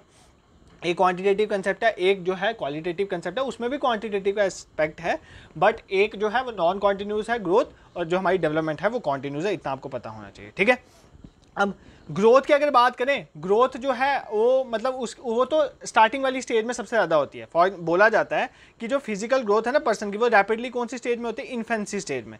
इन्फेंसी मतलब जो बर्थ वाली स्टेज होती है, उस स्टेज में पर्सन रैपिडली ग्रोथ करता है और धीरे धीरे ग्रोथ कम होती जाती है। बट जो डेवलपमेंट है ना, वो बोला जाता है लेटेंसी स्टेज में ज़्यादा होती है। आपने फ्रूड का कंसेप्ट पढ़ा है, यहाँ पर फ्रूड और एरिक्सन की थ्योरीज रिपीट होंगी, वो मैं नहीं करवाऊंगा, मैंने पहले पढ़ाई हुई है आपको। ठीक है, यहाँ पर इस चैप्टर में भी फ्रूड और एरिक्सन की जो थ्योरी है ना ह्यूमन डेवलपमेंट की, वो ही आती हैं। तो लेटेंसी की अगर मैं बात करूँ, लेटेंसी स्टेज जो होती है, फ्रूड ने बोला था ना यार, ओरल स्टेज है, एनल स्टेजेस में टॉयलेट ट्रेनिंग होती है, फैलिक स्टेज है, देन लेटेस्ट स्टेज है, देन जेनिटल स्टेज है। ये लेटेस्ट स्टेज जो है ना, बेसिकली यहाँ पर ह्यूमन डेवलपमेंट ज़्यादा होती है, और ग्रोथ इन्फेंसी स्टेज में ही हो जाती है, सबसे बेसिक स्टेज में। इतना आपको पता होना चाहिए। ठीक है, अब कुछ प्रिंसिपल्स हैं डेवलपमेंट के। सबसे पहला प्रिंसिपल है that is principle of continuity. Principle of continuity, it is a principle related to development. Principle of continuity ये बोलता है कि डेवलपमेंट एक नेवर एंडिंग प्रोसेस है, कॉन्टिन्यूसली चलता रहता है, आपकी लाइफ के एंड तक आपकी डेवलपमेंट होती रहती है। Second, development principle of individual difference, मतलब हर एक पर्सन की डेवलपमेंट सेम नहीं होती। भाई आपका माइंड अलग लेवल का डेवलप होगा, मेरा अलग लेवल का, हर पर्सन में जो है इंडिविजुअल में डिफरेंस रहता है। तो this is a known as principle of individual differences. ठीक है, second is development is interrelated. ये इंपॉर्टेंट कंसेप्ट है, डेवलपमेंट इज इंटर रिलेटेड। भाई अगर आप हेल्दी खाओगे, अगर आपकी बॉडी हेल्दी डेवलप होगी, तो आपका माइंड भी हेल्दी डेवलप होगा। तो फिजिकल के साथ मेंटल हेल्थ काम साथ करती है। तो बेसिकली डेवलपमेंट इंटर रिलेटेड होते हैं, ये भी याद रखना। एक प्रिंसिपल ऑफ प्रिडिक्टेबिलिटी भी आता है डेवलपमेंट के अंदर, मतलब आप जो है थोड़ा प्रिडिक्ट कर सकते हो at some point of time के इसकी मतलब डेवलपमेंट कितनी हुई है। ठीक है, फॉर एग्जाम्पल अभी के आपके मतलब चीज़ों को ये नहीं देखते कि एक बच्चे की पेरेंट्स होते हैं, वो एक बच्चे की मतलब उसको देख के कि वो क्या कर रहा है अभी, तो थोड़ा प्रिडिक्ट कर देते हैं कि ये किस तरह का इंसान होगा, उसकी डेवलपमेंट कैसे होगी। तो मतलब प्रिंसिपल ऑफ प्रिडिक्टिबिलिटी भी यहाँ पर अप्लाई होता है। ठीक है, दिस इज क्लियर, यहाँ पर कोई भी आपको डाउट नहीं होना चाहिए। जैसे जीन पियागे की कॉग्निटिव डेवलपमेंट थ्योरी थी, वो भी डेवलपमेंट के रिलेटेड है। ये मैंने आपको ऑलरेडी बताया, नहीं बताऊंगा। उसके बाद एरिक्सन और फ्रूड की जो साइको एनालिसिस वाली थ्योरीज थी वो भी पढ़ाया हुआ, वो नहीं बताऊंगा, ठीक है। अब एक चीज़ आपने यहाँ पर याद रखनी, एक प्रिंसिपल है that is known as principle of direction. Different principle पढ़ते हैं, एक प्रिंसिपल होता है principle of direction. Principle of direction क्या कहता है, देखो बेसिकली ग्रोथ की बात कर रहा है। एक होता है, ध्यान से सुनो इसको, प्रिंसिपल ऑफ मतलब किस डायरेक्शन में आपकी बॉडी की ग्रोथ हो रही है। एक होता है सिफेलोकाउडल प्रिंसिपल, इसके अंडर आ जाता है, और दूसरा आ जाता है प्रॉक्सीमाइडोस्टल प्रिंसिपल। ये दो प्रिंसिपल है यहाँ पे, ठीक है। एक है सिफेलो का मतलब होता है हेड। देखो अगर आपकी बॉडी की डेवलपमेंट जो है वो ब्रेन से होती है, मतलब ब्रेन से स्टार्ट होती है और फुट की तरफ जाती है, उसको बोलते हैं सिफेलोकाउडल। मतलब दिमाग से आपकी डेवलपमेंट स्टार्ट हुई है और पाँव की तरफ जा रही है, उसको बोलेंगे सिफेलोकाउडल। तो मैं डायरेक्शन ही बता रहा है। प्रॉक्सिमो डिस्टल मतलब क्या होता है, मतलब फॉर एग्जांपल जब आपकी डेवलपमेंट जो है वो सेंटर से पेरिफेरी की तरफ जाए, मतलब आपके सेंटर में क्या, आपका हार्ट, आपके हार्ट से आपकी सपोज करो मान लेते हैं आपकी फिंगर्स तक जा रही है, तो बेसिकली ऐसी डेवलपमेंट को हम बोलेंगे, कौन सी डेवलपमेंट है, प्रॉक्सीमोडिस्टल प्रिंसिपल बेसिकली ऐसी डेवलपमेंट को शो करता है, ठीक है। दिस इज क्लियर, डेवलपमेंट आपको समझ आ गया, कोई प्रॉब्लम नहीं होनी चाहिए आपको, डेवलपमेंट आपको क्लियर है और प्रिंसिपल और डायरेक्शन भी समझ आ गया। सिफेलोकाउडल प्रिंसिपल कहता है कि डेवलपमेंट जो है वो ब्रेन, सिफेलो मतलब हेड, सेफला हेड को बोलते हैं, तो हेड से फीट तक, और प्रॉक्सीमिडोस्टल का मतलब है सेंटर से पेरिफेरी, मतलब आपके हार्ट से डेवलपमेंट आपकी बाहर आर्म्स वगैरह तक जा रही है, तो ये आपको पता होना चाहिए, ठीक है। उसके बाद ग्रोथ को क्या बोलते हैं, growth is just your physical development. यार growth is a part of development but it only shows physical development, इतना याद रखना, ठीक है। तो हमारी फिजिकल डेवलपमेंट है, हमारी दो तरह की स्किल्स आ जाती हैं यहाँ पर, ग्रोथ के अंदर दो तरह की स्किल्स आ जाती हैं। एक होती है हमारी ग्रॉस मोटर स्किल्स, ये भी देख लो यार, मे भी पूछ ले तो चांसेस कम है, ग्रॉस मोटर स्किल, और दूसरा फाइन मोटर स्किल। क्या पता जो मैं आज बोल रहा हूँ चांस कम है कल वही आ जाए परसों एग्जाम में। फाइन मोटर स्किल, ठीक है। ग्रॉस मोटर स्किल में आज आ जाते हैं आपकी बिग मसल्स मूवमेंट। मोटर का मतलब होता है बेसिकली मूवमेंट ऑफ मसल, तो ग्रॉस मोटर स्किल्स में आपके बड़े मसल्स की मूवमेंट है, जैसे आर्म्स लेग्स की मूवमेंट, और फाइन मोटर स्किल में आपकी स्मॉल मसल, फॉर एग्जाम्पल आपकी फिंगर्स की मूवमेंट जो है वो आ जाती है। ये एक तरह की फिजिकल डेवलपमेंट ही है ना आपकी बॉडी की, ये ग्रोथ का पार्ट है। तो ग्रॉस मोटर स्किल्स में आपके बड़े मसल डेवलप होते हैं, और फाइन मोटर स्किल्स में आपके स्मॉल मसल्स डेवलप होते हैं, जैसे फिंगर्स हो गए जो हेल्प करे। फॉर एग्जाम्पल मैंने अभी स्टाइलस हाथ में पकड़ा हुआ है, this is because of my fingers, तो ये पॉइंट आपको पता होना चाहिए, ठीक है। दिस इज क्लियर, यहाँ पर आपको कोई प्रॉब्लम नहीं होनी चाहिए। अगर आपको ये पूछे कि ग्रोथ एक इंडिविजुअल की किस सीक्वेंस में होती है, करेक्ट सीक्वेंस क्या, तो याद करें सबसे पहले आपकी फिजिकल ग्रोथ होती है बॉडी की, देन आपकी मोटर ग्रोथ होती है, आपकी मसल्स मूवमेंट वाली ग्रोथ आती है, देन आपकी स्पीच मतलब बोलने वाली ग्रोथ होती है, उसके बाद जाके आपका इंटेलेक्चुअल डेवलप होता है। तो ये सीक्वेंस पूछ सकता है, ये इधर कर देगा, ये इधर कर देगा। तो सबसे पहले आपकी फिजिकल ग्रोथ होती है, देन आपकी motor, then speech, and then आपकी इंटेलेक्चुअल ग्रोथ होगी। इसमें फ्रूड और एरिक्सन भी आएगा, तो फ्रूड और एरिक्सन को आप अपने लेवल पे पढ़ लोगे, क्योंकि वो मैंने कल के लेक्चर में पढ़ा हुआ, आपने पढ़ भी लिया होगा, ठीक है। Next topic 5.2 that is food, nutrition, health and fitness के बारे में हम बात करेंगे, ठीक है। एक एक करके सब समझने की कोशिश करेंगे। देखो फिटनेस तो आपको पता है, ठीक है, बॉडी को maintain, health and fitness is one of the same thing.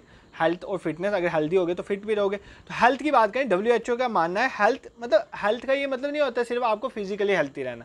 Health का मतलब फिजिकली भी हेल्थी है, मेंटली भी हेल्थी है, सोशली भी हेल्थी।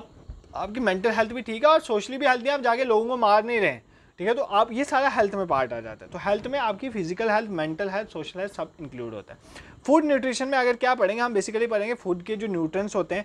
फॉर एग्जांपल देखो हमारी बॉडी को न्यूट्रिएंट्स चाहिए, हमारी बॉडी को फैट्स चाहिए, कार्बोहाइड्रेट्स चाहिए, प्रोटीन्स चाहिए, मिनरल्स चाहिए, सारी चीज़ें। देखो फैट्स क्या होते हैं समझो, फैट्स इज द, देखो यहाँ से आगे ना पूरी बायो है, ठीक है, और आगे एक केमिकल एनालिसिस ऑफ फूड में आएगी केमिस्ट्री।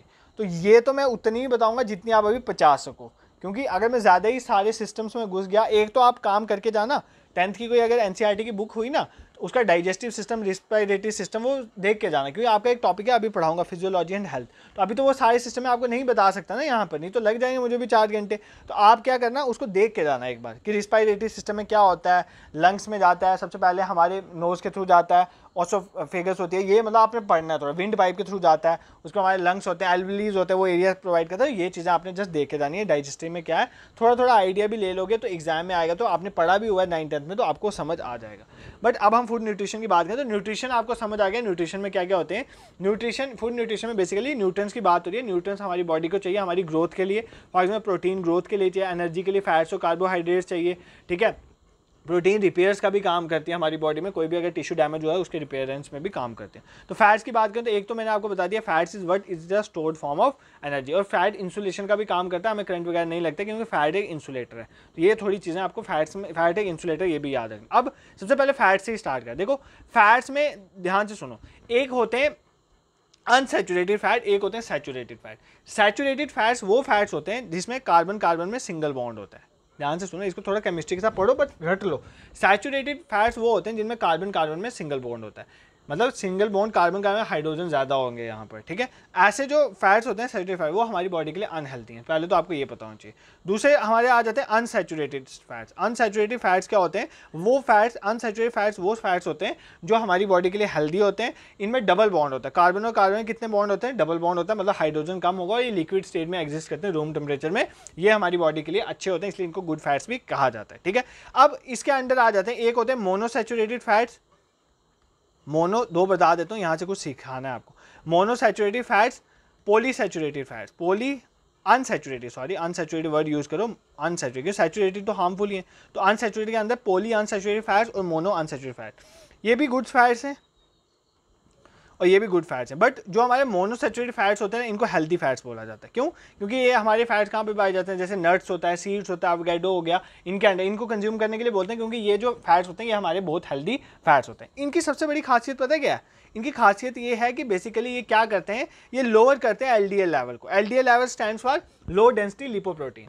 एलडीएल की फॉर्म होती है लो डेंसिटी लिपोप्रोटीन, मतलब लो डेंसिटी वाली लिपोप्रोटीन, ये उनके लेवल को कम करते हैं। ये लो डेंसिटी लिपोप्रोटीन बहुत खतरनाक चीज़ है, अगर ये ज़्यादा हो जाएगी तो कार्डियोवैस्कुलर डिसीज कॉज कर, मतलब आपकी हार्ट वाली प्रॉब्लम कॉज करती है ये, तो इसका कम होना इज़ वेरी इंपॉर्टेंट। तो अनसैचुरेटेड जो मोनो अनसैचुरेटेड फैटी एसिड्स हैं, फैट्स हैं फॉर एग्जांपल, तो ये क्या करते हैं? एलडीएल लेवल को कम करते हैं। इसका मतलब इनकी वजह से जो है हमारी हार्ट डिसीजेज नहीं होती हैं। तो ये याद करना, इनका ये बेनिफिट है मोनो अनसैचुरेटेड इनका फैट्स का। और ये जो एलडीएल होता है ना, बेसिकली अगर इनका अमाउंट जो है बढ़ जाता है, अगर इनका अमाउंट बढ़ जाता है, एक और डिसीज़ होती है, इसका नाम भी याद कर लो, एथेरोस्क्लेरोसिस, सेक्लोरोसिस, इनकी वजह से ये भी होता है। ये क्या होता है? इसमें क्या होता है? बेसिकली क्या होता है कि जो हमारी आर्टरीज होती हैं, जो ब्लड कैरी करती है, उनके बीच में फैट्स जमा हो जाता है, तो फिर ब्लड मूव नहीं कर पाता है और ब्लड रुक जाता है। तो इसकी वजह से क्या प्रॉब्लम होती है? इस वजह से हार्ट रिलेटेड, मतलब वही कार्डियक अरेस्ट वगैरह आने के चांसेस होता है। तो मतलब आपने ये याद रखना है, monosaturated unsaturated fats are very helpful, क्योंकि ये लोअर करते हैं हमारे एलडीएल लेवल को। एलडीएल लेवल अगर ज़्यादा होगा तो cardiovascular diseases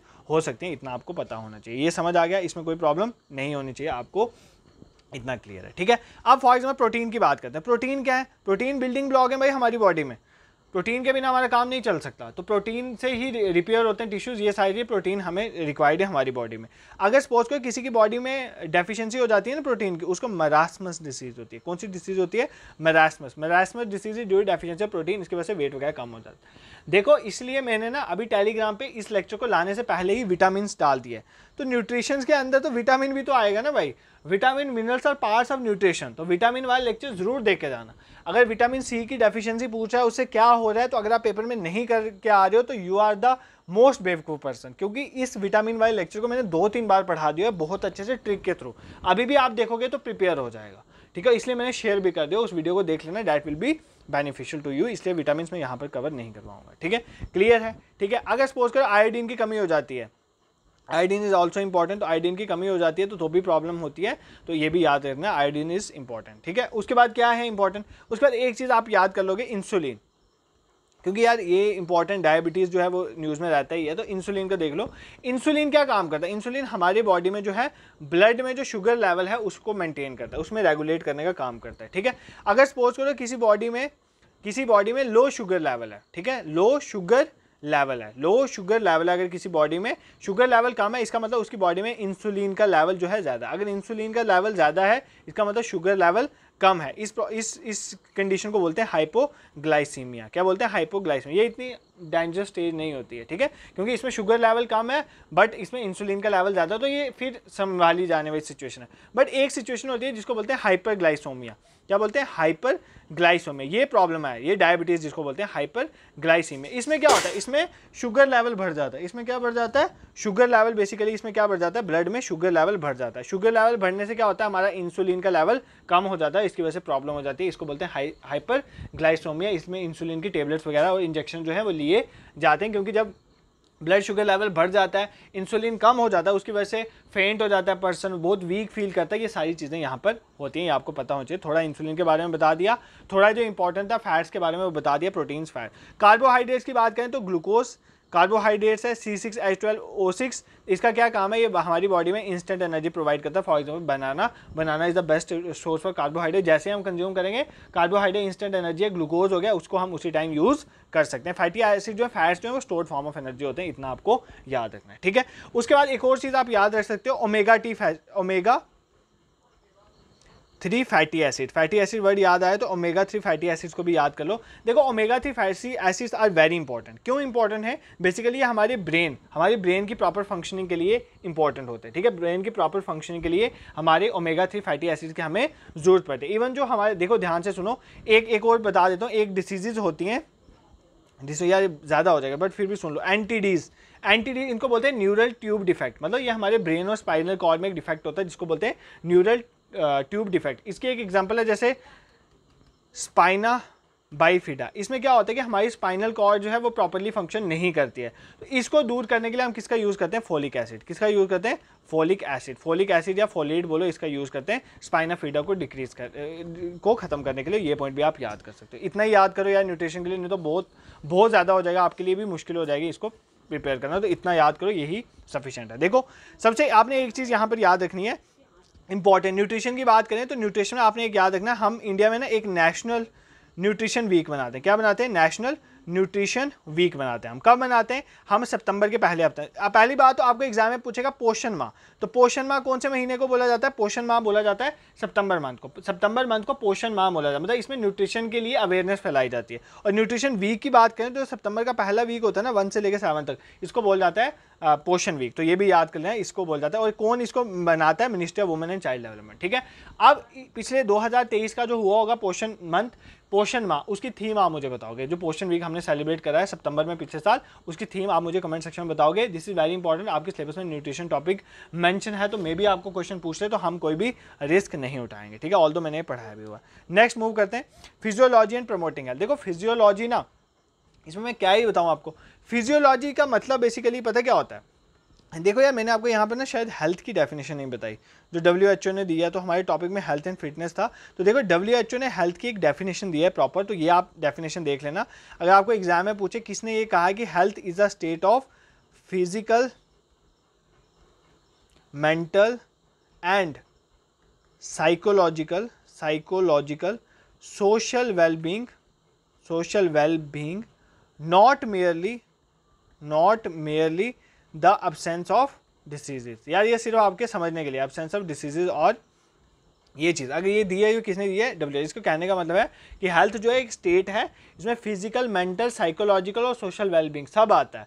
not merely the absence of, मतलब अगर सपोज करो किसी पर्सन में डिसीज नहीं है तो हम ये नहीं बोल सकते वो हेल्थी है। फॉर एग्जाम्पल मुझे अभी कोई डिसीज नहीं है बट मैं सोशली ठीक नहीं हूँ या मेंटली ठीक नहीं हूँ या साइकोलॉजिकली ठीक नहीं हूँ, तो तब भी मैं हेल्थी नहीं हूँ, ठीक है। तो हेल्दी ना होने का मतलब ये नहीं होता कि उसमें डिसीज नहीं है, उसमें और भी नहीं होनी चाहिए चीज़ें। फॉर एग्जाम्पल वो फिजिकली भी ठीक होना चाहिए, मेंटली भी होना चाहिए, सोशली भी होना चाहिए। तो इतना पॉइंट आपको समझ आ गया। ये डेफिनेशन का पूछे किसने दी है तो याद रखना, ये डेफिनेशन WHO ने दी है, तो इतना पॉइंट आपको याद रखना है, ठीक है। अब फिजियोलॉजी पे मूव करते हैं। फिजियोलॉजी में क्या देखो, physiology is basically what, physiology क्या होता है? बेसिकली हमारी ह्यूमन बॉडी किस तरह से काम करते हैं, उसके ऑर्गन किस तरह से काम करते हैं, ये सारा हम फिजियोलॉजी में पढ़ते हैं, ठीक है। आपने इसमें क्या पढ़ना है? देखो आपने इसमें डिफरेंट सिस्टम पढ़ने हैं, जैसे डाइजेस्टिव सिस्टम हो गया, इसमें रिस्पायरेटरी सिस्टम हो गया, एक्सक्रीटरी सिस्टम हो गया। आपने ये सारा डाइजेस्टिव सिस्टम में क्या होता है यार, आप अब ये सारे तो नहीं मैं पढ़ा सकता बट फिर भी बता देता हूँ। डाइजेस्टिव सिस्टम में हम माउथ से खाना लेते हैं, सबसे पहले हमारे सैलिवरी ग्लैंड जो है हमारे माउथ में, वो सैलिवरी अमाइलेज प्रोड्यूस करते हैं। वो क्या करता है? खाने को थोड़ा स्मूथ बना देता है, ठीक है। और थोड़ा बहुत कार्बोहाइड्रेट यहाँ पर भी ब्रेक हो जाता है। फिर चल जाता है वो फूड पाइप के थ्रू हमारे स्टोमक में क्या होता है? हमारा HCl प्रोड्यूस होता है जो बैक्टीरिया इन्फेक्शन को खत्म कर देता है, ठीक है। उसके बाद कुछ वहाँ पे जूसेस भी एक्ट करता है। उसके बाद स्टोमक के बाद वो नीचे चल जाता है हमारे, उसके बाद हमारे पैनक्रियास में जो पैनक्रियाटिक जूसेस होते हैं, ठीक है, वो नीचे जाके उस पर एक्ट करते हैं। पैनक्रियाटिक जूसेस में हमारे पास मेनली ट्रिप्सिन हो गया, अमाइलेज हो गया, ठीक है, और लाइपेज हो गया। मेन ब्रेकडाउन यहीं पर पैनक्रियाज वगैरह में ही होती है, ठीक है, यहाँ पर होता है। लीवर में बाइल जूस भी निकलता है, पहले याद है इसके, जब स्टोमक से जाएगा नीचे तो लीवर से बाइल जूस आएगा। बाइल जूस क्या होगा, उस एसिडिक को बेसिक में कन्वर्ट कर देगा ताकि ये पैनक्रियाज से जो जूस आ रहे हैं ना वो उसके ऊपर एक्ट कर पाएंगे, क्योंकि वे एसिडिक पे एक्ट नहीं कर पाएंगे एसिडिक खाने में। तो कौन सा आता है, ट्रिप्सिन आता है, अमाइलेज आता है, लाइपेज आता है। ट्रिप्सिन क्या करता है, प्रोटीन को तोड़ देता है पॉलीपेप्टाइड्स और अमाइनो एसिड में, अमाइनो एसिड से तो मेन काम करते हैं। अमाइलेज क्या करता है, अमाइलेज बेसिकली जो है जो स्टार्च है उसको ब्रेक कर देता है और डबल शुगर में कन्वर्ट करता है। लाइपेज क्या होता है, जो हमारे इमल्सिफाइड फैट्स हैं, जो ऑलरेडी फैट्स इमल्सिफाइड हो चुके हैं उनको फैटी एसिड में कन्वर्ट कर देता है। उसके बाद हम आगे small intestine, then large intestine and then small intestine में जाके इनकी एब्जॉर्प्शन वगैरह हो जाती है। तो इस तरह से हमारी बॉडी डाइजेस्टिव सिस्टम हमारा काम करता है। देखो ये मैंने ऐसे ही बता दिया आपको, but I do recommend you कि आप एक बार डाइजेस्टिव सिस्टम देख लें। इस तरह रिस्पायरेशन सिस्टम में भी क्या होता है, हम ऑक्सीजन को लेते हैं, हमारी बॉडी में ऑक्सीजन लंग्स में जाती है। लंग्स में क्या होता है, हमारी बॉडी में लंग्स के थ्रू हमारी ऑक्सीजन जो है वो हमारी बॉडी में पहुंचती है, हमारी बॉडी में मतलब ब्लड के थ्रू सर्कुलेट होकर हमारी सेल में जाके जो हमारा ग्लूकोज है वो टूटता है, उससे कार्बन डाइऑक्साइड निकलती है और बाद में हमारे लंग से वो बाहर कार्बन डाइऑक्साइड हमारे जो नोज है उसके थ्रू और माउथ के थ्रू बाहर निकल जाती है कार्बन डाइऑक्साइड हमारी, ठीक है। तो ये सारा रिस्पायरेटरी सिस्टम का पार्ट है। इसमें एल्वेलीज का इंपॉर्टेंट रोल है। एल्वेलीज क्या करते हैं, वो बेसिकली एरिया प्रोवाइड करते हैं ताकि गैसेज का एक्सचेंज हो। इसी तरह डाइजेस्टिव सिस्टम में विलाई जो है इंपॉर्टेंट है, वो एरिया प्रोवाइड करते हैं ताकि न्यूट्रिएंट्स को हम एब्जॉर्ब कर पाएँ, ठीक है। देखो यार ये सिस्टम अब मैं कितने बताऊंगा आपको, बट एक बार ये जरूर देख के जाना, थोड़ा थोड़ा आइडिया मैंने आप ऊपर का बता दिया आपको। जैसे हमारा जो नर्वस सिस्टम है उसमें क्या होता है, उसमें सेरिब्रम है, ये भी बता देता हूँ। हमारे ब्रेन के 3 पार्ट है ना मेन, एक है फोर ब्रेन जो सामने वाला ब्रेन है, उसके बाद एक आ जाता है हमारा मिड ब्रेन, उसके बाद आ जाता है हमारा पीछे वाला हाइंड ब्रेन, ठीक है। सेरिब्रम जो होता है ना, सेरिब्रम जो मेन सोचने वाला पार्ट है, लॉन्गेस्ट पार्ट ऑफ ब्रेन, वो हमारे फोर ब्रेन में होता है। इसका काम है यही क्रिटिकल थिंकिंग वगैरह करता है, प्रॉब्लम सॉल्विंग, ये इसका काम है। मिड ब्रेन में इतना कुछ खास नहीं है। हाइंड ब्रेन की इंपॉर्टेंस है, बैक साइड में होता है, इसमें सेरिबलम भी होता है, सेरिबलम बलम वाला, ठीक है, इसको लिटिल ब्रेन भी कहते हैं, जो हमारे इनवॉलेंट्री एक्शंस होते हैं उनको वॉलेंट्री एक्शंस को कंट्रोल करता है, ठीक है। जैसे वॉकिंग हो गया, हमारा पोस्चर चेंज करना, वॉलेंट्री एक्शन जो है वो सेरिबलम जो है कंट्रोल करता है, लिटिल ब्रेन में होता है, ठीक है। इनफैक्ट हमारा पिट्यूटरी ग्लैंड हमारा फोर ब्रेन में होता है, ये भी याद कर लेना। तो सेरिबलम आप यहाँ पर याद रख सकते हो, कहाँ पर होता है, हमारे हाइंड ब्रेन में। और मेडुला ऑब्लोंगेटा भी वहाँ पर होता है, ठीक है, जो हमारी बॉडी की हार्ट बीट, जो इनवॉलेंट्री चीज़ें, फॉर एग्जाम्पल हमारी हार्ट बीट, ब्रीथिंग रेट, इन सब चीज़ों को कंट्रोल करता है। देखो यार इतना मैं आपको कंफ्यूज नहीं करूँगा, ये आप खुद अपने लेवल पे पढ़ लेना, अदरवाइज इतना मैं अभी बताऊँगा तो आपके दिमाग में ये सारी कन्फ्यूजन हो जाएगी। टिश्यूज़ वगैरह पढ़ लेना, थोड़ा WHO के बारे में पढ़ लेना। वर्ल्ड हेल्थ ऑर्गेनाइजेशन कब बनी थी, 7 अप्रैल 1948 में हमारी वर्ल्ड हेल्थ ऑर्गेनाइजेशन बनी थी, इसलिए हम 7 अप्रैल को वर्ल्ड हेल्थ डे मनाते हैं, ये भी आप याद कर सकते हो। थीम क्या थी इस बार की, थीम 2023 की थी हेल्थ फॉर ऑल। 2023 की थीम क्या थी, हेल्थ फॉर ऑल। 2024 की थीम भी पूछ सकता है क्योंकि 7 अप्रैल तो हो चुका है। 2024 की थीम थी my health my right, my right, तो ये याद कर लो, ठीक है। तो हेडक्वार्टर कहाँ पर है वर्ल्ड हेल्थ ऑर्गेनाइजेशन का, जिनेवा स्विट्जरलैंड में, ठीक है। क्या बोला, वर्ल्ड हेल्थ ऑर्गेनाइजेशन आपको याद करनी है। हेल्थ हेल्थ हेल्थ पढ़ रहे हो तो यार WHO तो पता होना चाहिए ना, वर्ल्ड लेवल में हेल्थ कौन देखता है। 7 अप्रैल 1948 को ये बना, इसलिए 7 अप्रैल को वर्ल्ड हेल्थ डे मनाते हैं। इसका हेडक्वार्टर जिनेवा स्विट्जरलैंड में है। थीम 2023 की थी हेल्थ फॉर ऑल और 2024 की माई हेल्थ माई राइट है। तो इतना भी आप याद कर लोगे तो आपका काम बन जाएगा, ठीक है। दिस इज क्लियर, यहाँ पर कोई प्रॉब्लम आपको नहीं होनी चाहिए। इसके बाद देखो यार विटामिन और डिसीजेज वाला अगर आप लेक्चर देख लोगे ना तो फिर भी आपका काम बन जाएगा। इसके बाद 2-3 टॉपिक बचते हैं, वो भी कर लेते हैं। सबसे पहले फूड साइंस और प्रोसेसिंग को हम देखते हैं। फूड साइंस और प्रोसेसिंग जो है इसमें क्या है, फूड साइंस क्या है, देखो यार खाने की साइंस है, मतलब खाना कैसे बनता है, उसकी कंपोजिशन क्या है, उसके मॉलिक्यूल्स का स्ट्रक्चर क्या है, ये सारा हम किस में देखते हैं, फूड साइंस में। फूड प्रोसेसिंग में क्या होता है, बेसिकली फॉर एग्जांपल क्या हुआ, मैंने एक चीज़ ली, मैंने एप्पल लिया, उसको मैं एप्पल को प्रोसेस करके एप्पी बना दी। तो प्रोसेसिंग में मतलब क्या होता है, फूड को हमने लिया, उसको चेंज कर दिया ताकि वो लंबे समय तक रहे और उसकी उसमें ऐड कर दिया ताकि उसकी क्वालिटी इंप्रूव हो या जो भी हो हमें प्रॉफिट हो, काइंड ऑफ वो सब चीज़ें किस में आती हैं, फूड प्रोसेसिंग में। यहाँ पे पहले तो प्रोसेसिंग कंप्लीट कर दो, ठीक है। प्रोसेसिंग में तो हमने यही पढ़ना है, फूड साइंस बेसिकली फूड में क्या क्या, फूड प्रोसेसिंग में वो कैसे बनता है, तो ये सारी चीज़ें हमें कवर करनी है इस टॉपिक में। इसमें क्या क्या आपने इंपॉर्टेंट याद रखना है, ठीक है। अब थोड़ी कंसंट्रेशन आपको चाहिए। सबसे पहली बात एक होता है food fortification. Food fortification exam में पूछेगा, फूड फोर्टिफिकेशन क्या प्रोसेस होता है, एक ऐसा प्रोसेस जिसमें आप कुछ एक्स्ट्रा न्यूट्रिएंट ऐड कर देते हैं फूड में। फॉर एग्जाम्पल विटामिन ऐड कर दिया, क्यों, क्योंकि देखो ना यार चावल सभी खाते हैं, ठीक है, चावल सभी खा रहे हैं, चावल सभी खा रहे हैं, बट सपोज करो कुछ ऐसा विटामिन है जैसे आयरन जो है वो सभी नहीं ले रहे हैं और लड़कियों को अनीमिया की प्रॉब्लम हो रही है, तो मैं क्या करूंगा, आयरन को राइस में ऐड कर दूं, जो चावल है ना उन्हीं में आयरन ऐड कर दूंगा। अब वो कौन सा राइस बन जाएगा, उसको बोलेंगे फोर्टिफाइड राइस। मतलब राइस में हमें आयरन भी मिलना शुरू हो गया, तो इसको बोलते हैं फोर्टिफिकेशन। इस प्रोसेस को बोलते हैं फोर्टिफिकेशन। इसकी वजह से क्या होती है, क्वालिटी जो है डाइट की वो इंप्रूव हो जाती है, आपको पता होना चाहिए। इंडिया में अगर मैं आपको बात करूं, इंडिया में कौन देखता है फूड वगैरह के इश्यूज को, कौन देखता है बेसिकली, फूड वेलफेयर को कौन प्रमोट करता है बेसिकली, कौन करता है, और ये करता है FSSAI। तो ये आपको पता होना चाहिए, food safety and standard authority of India. FSSAI की full form food safety and standard authority of India. ये एक ऑटोनॉमस बॉडी है। सबसे पहली बात आपको पूछेगा किसके अंडर आती है, ministry of health and family welfare के अंडर आती है। इसकी कौन अभी मिनिस्टर है ये बता दिया है, ये भी याद कर लेना। तो ministry of health and family welfare के अंडर आती है हमारी food safety and standard authority of India. इसका काम है पब्लिक हेल्थ को प्रमोट करना, रेगुलेट करना, सुपरवाइज करना फूड सेफ्टी स्टैंडर्ड की। कुछ कंपनीज हैं वो फूड सेफ्टी स्टैंडर्ड्स को फॉलो कर भी रही हैं नहीं, इसको आपने याद रखना, ठीक है। ये कब एक्सिस्टेंस में आया था, 2006 में एक एक्ट आया था, food safety and standard act. उसके बाद FSSAI हमारा क्या आया, फोर्स में आया है, ठीक है।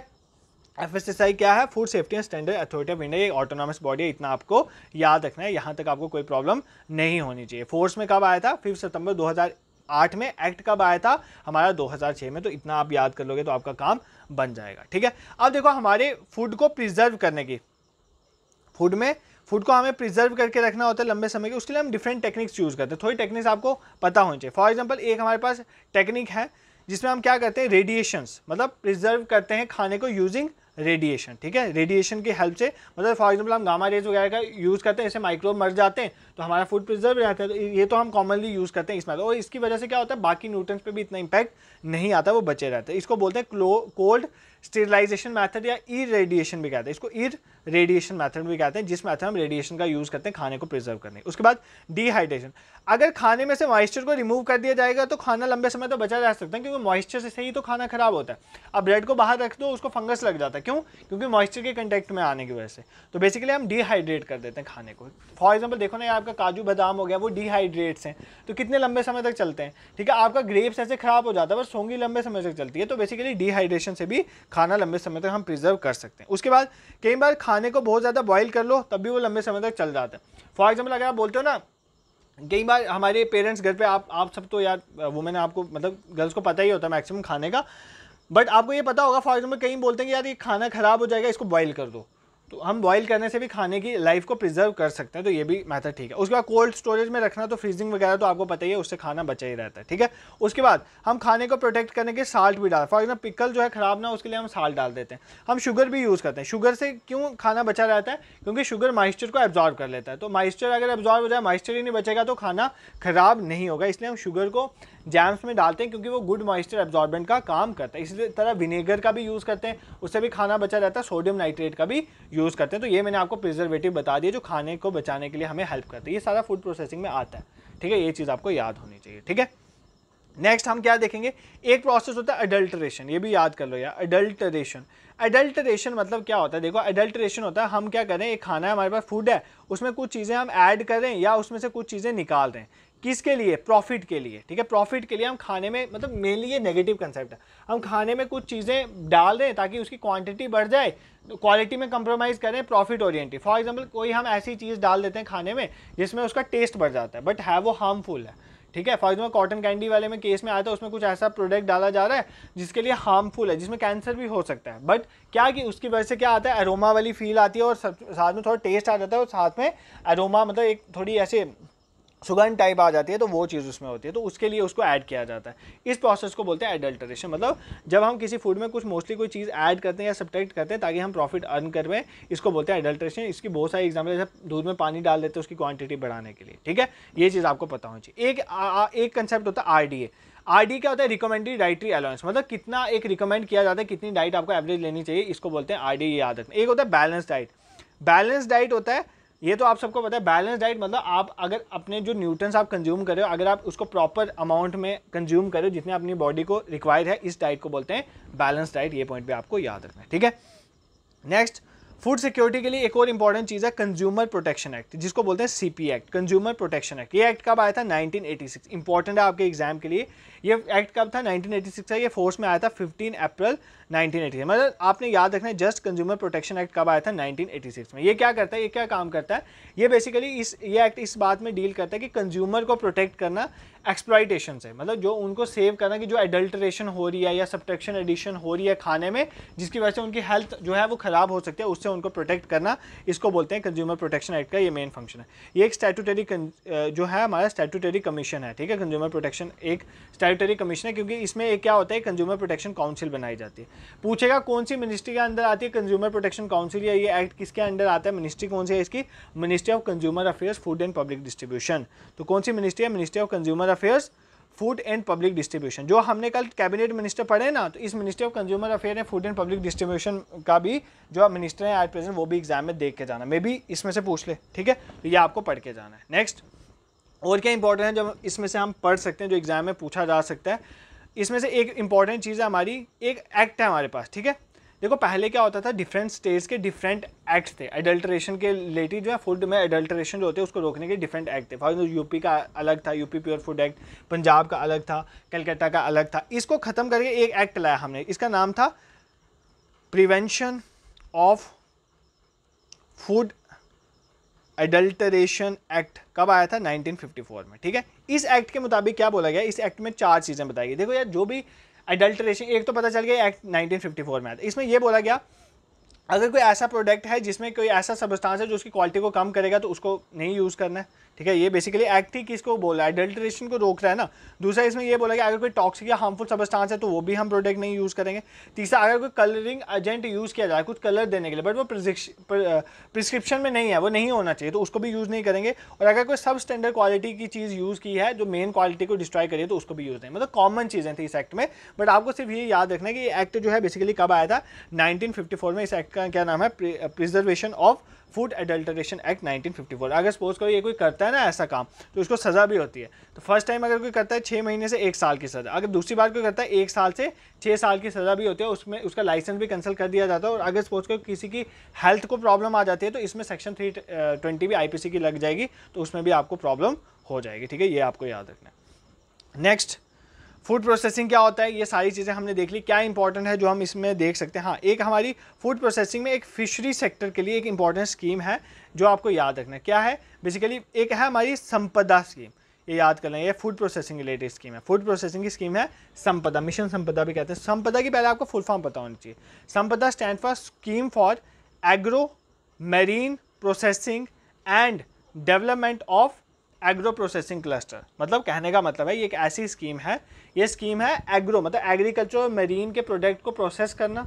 फॉर एग्जांपल फिश निकाली तो उसको प्रोसेस करना, फॉर एग्जांपल कुछ खाना वीट बनाया तो उसको प्रोसेस करना, और एग्रो प्रोसेसिंग क्लस्टर बनाना जहाँ पर एग्रीकल्चर प्रोडक्ट को साथ साथ ऐसे क्लस्टर हो जहाँ पर उनकी प्रोसेसिंग और फिर उनको एक्सपोर्ट किया जाए। सबसे पहली बात आपको ये पूछेगा एग्जाम में कौन सी स्कीम है, तो ये एक सेंट्रल सेक्टर स्कीम है। कौन सी स्कीम है, सेंट्रल सेक्टर स्कीम। मतलब इसमें सारा पैसा कौन देती है, सेंट्रल गवर्नमेंट, ये आपने याद रखना है। कौन सी मिनिस्ट्री के अंदर आती है, ministry of food processing and industry के अंदर आती है, और 2017 में ये लॉन्च हुई थी। फूड प्रोसेसिंग रिलेटेड है तो आपके एग्जाम के लिए इंपॉर्टेंट हो जाती है। इसका काम क्या है, बेसिकली हम एंटरप्रेन्योर्स को प्रमोट करें कि वो क्या करें, फूड प्रोसेसिंग यूनिट लगाएं, कहाँ पर, एग्रीकल्चर एरिया के साथ। फॉर एग्जाम्पल जहाँ पर मेरे एग्रीकल्चर प्रोडक्शन हो रही है ना, उसके साथ साथ ही मैंने फूड प्रोसेसिंग सेंटर बना दिए, तो वहीं पर फूड साथ साथ प्रोसेस होगा, साथ से एक्सपोर्ट होगा, तो खर्चा भी नहीं होगा, तो इसमें किसान और सबको फायदा होगा। ये पॉइंट आपको पता होना चाहिए, ठीक है। This is all about food science क्या होती है, फूड प्रोसेसिंग क्या होता है। आई होप आपको यहाँ पर कोई भी प्रॉब्लम नहीं है। Next is chemical analysis of food. भाई अब तो चाहिए आपकी हिम्मत, मतलब केमिस्ट्री है अब भाई, इसमें तो दिमाग बहुत चाहिए आपका। ये लेक्चर जब मैंने फर्स्ट टाइम पढ़ाया था ना फुल लेंथ, मैंने वहाँ पर डाला था कि ये लेक्चर पढ़ने के बाद आपके दिमाग में ना ऐसे वो बन जाएगा, खिचड़ी बन जाएगी। तो मुझे किसी ने कमेंट सेक्शन में कमेंट करा था कि सर खिचड़ी छोड़ो ये बिरयानी भी बन गई है। मतलब कहने का मतलब है ये बहुत कंफ्यूजिंग सा टॉपिक है, बट इतना कंफ्यूजिंग इसको रखना नहीं है, कुछ कुछ इंपॉर्टेंट है। देखो बेसिकली इस टॉपिक का नाम, यही टॉपिक आपने पढ़ना है, इसके बाद पर्सनल हेल्थ वाला, उसमें कुछ बताने वाला है ही नहीं है। हेल्थ की डेफिनेशन बतानी है, पर्सनल हेल्थ क्या होता है, उसमें तो सिर्फ 3 मिनट में कवर कर लूँगा, इसमें 10-15 मिनट लगेंगे। पेशेंस रखना, अच्छे से पढ़ लेना इसको, ठीक है। केमिकल एनालिसिस ऑफ फूड मतलब फूड को केमिकली एनालाइज करना है। मतलब बेसिकली केमिकली एनालाइज करने का मतलब उसमें देखना है उसमें क्या केमिकल्स हैं उसमें, क्या है बेसिकली एडिटिव्स डाले हुए हैं, क्या क्या चीज़ें हैं उसमें, ये सब चीज़ें देखो ना यार। अगर हम फूड के केमिकल्स कंपोजिशन को देख लेंगे हमें पता चल जाएगा ना यार ये सेफ्टी, ये किसी को हेल्दी लगेगा या इसको ख़राब लगेगा, इसकी क्वालिटी चेक हो जाएगी, क्या इसमें न्यूट्रिशन है कि नहीं है प्रॉपर, ठीक है। ये सब चीज़ें हम चेक कर सकते हैं, क्या ये ख़राब है या ठीक है, ये सब चीज़ें हमें पता चल जाती हैं जब हम फूड को केमिकली एनालाइज करते हैं। अब इसके लिए डिफरेंट चीज़ें हैं, ठीक है। केमिकली एनालाइज करने का मतलब है कि हम फूड में देखते हैं कि क्या फूड में मिनरल्स हैं या नहीं है, उसमें डिफरेंट मेथड्स हैं, क्या प्रोटीन है या नहीं है, क्या कार्बोहाइड्रेट है या नहीं, क्या वाटर वेपर है या नहीं। अगर वाटर होगा तो भी प्रॉब्लम है, वो ख़राब हो जाएगा। तो इसको हम कहते हैं केमिकल एनालिसिस ऑफ फूड। तो अब मैं डिफरेंट मेथड्स आपको बताऊंगा, तो आपने इसको रट लेना, ठीक है। सबसे पहला मेथड इज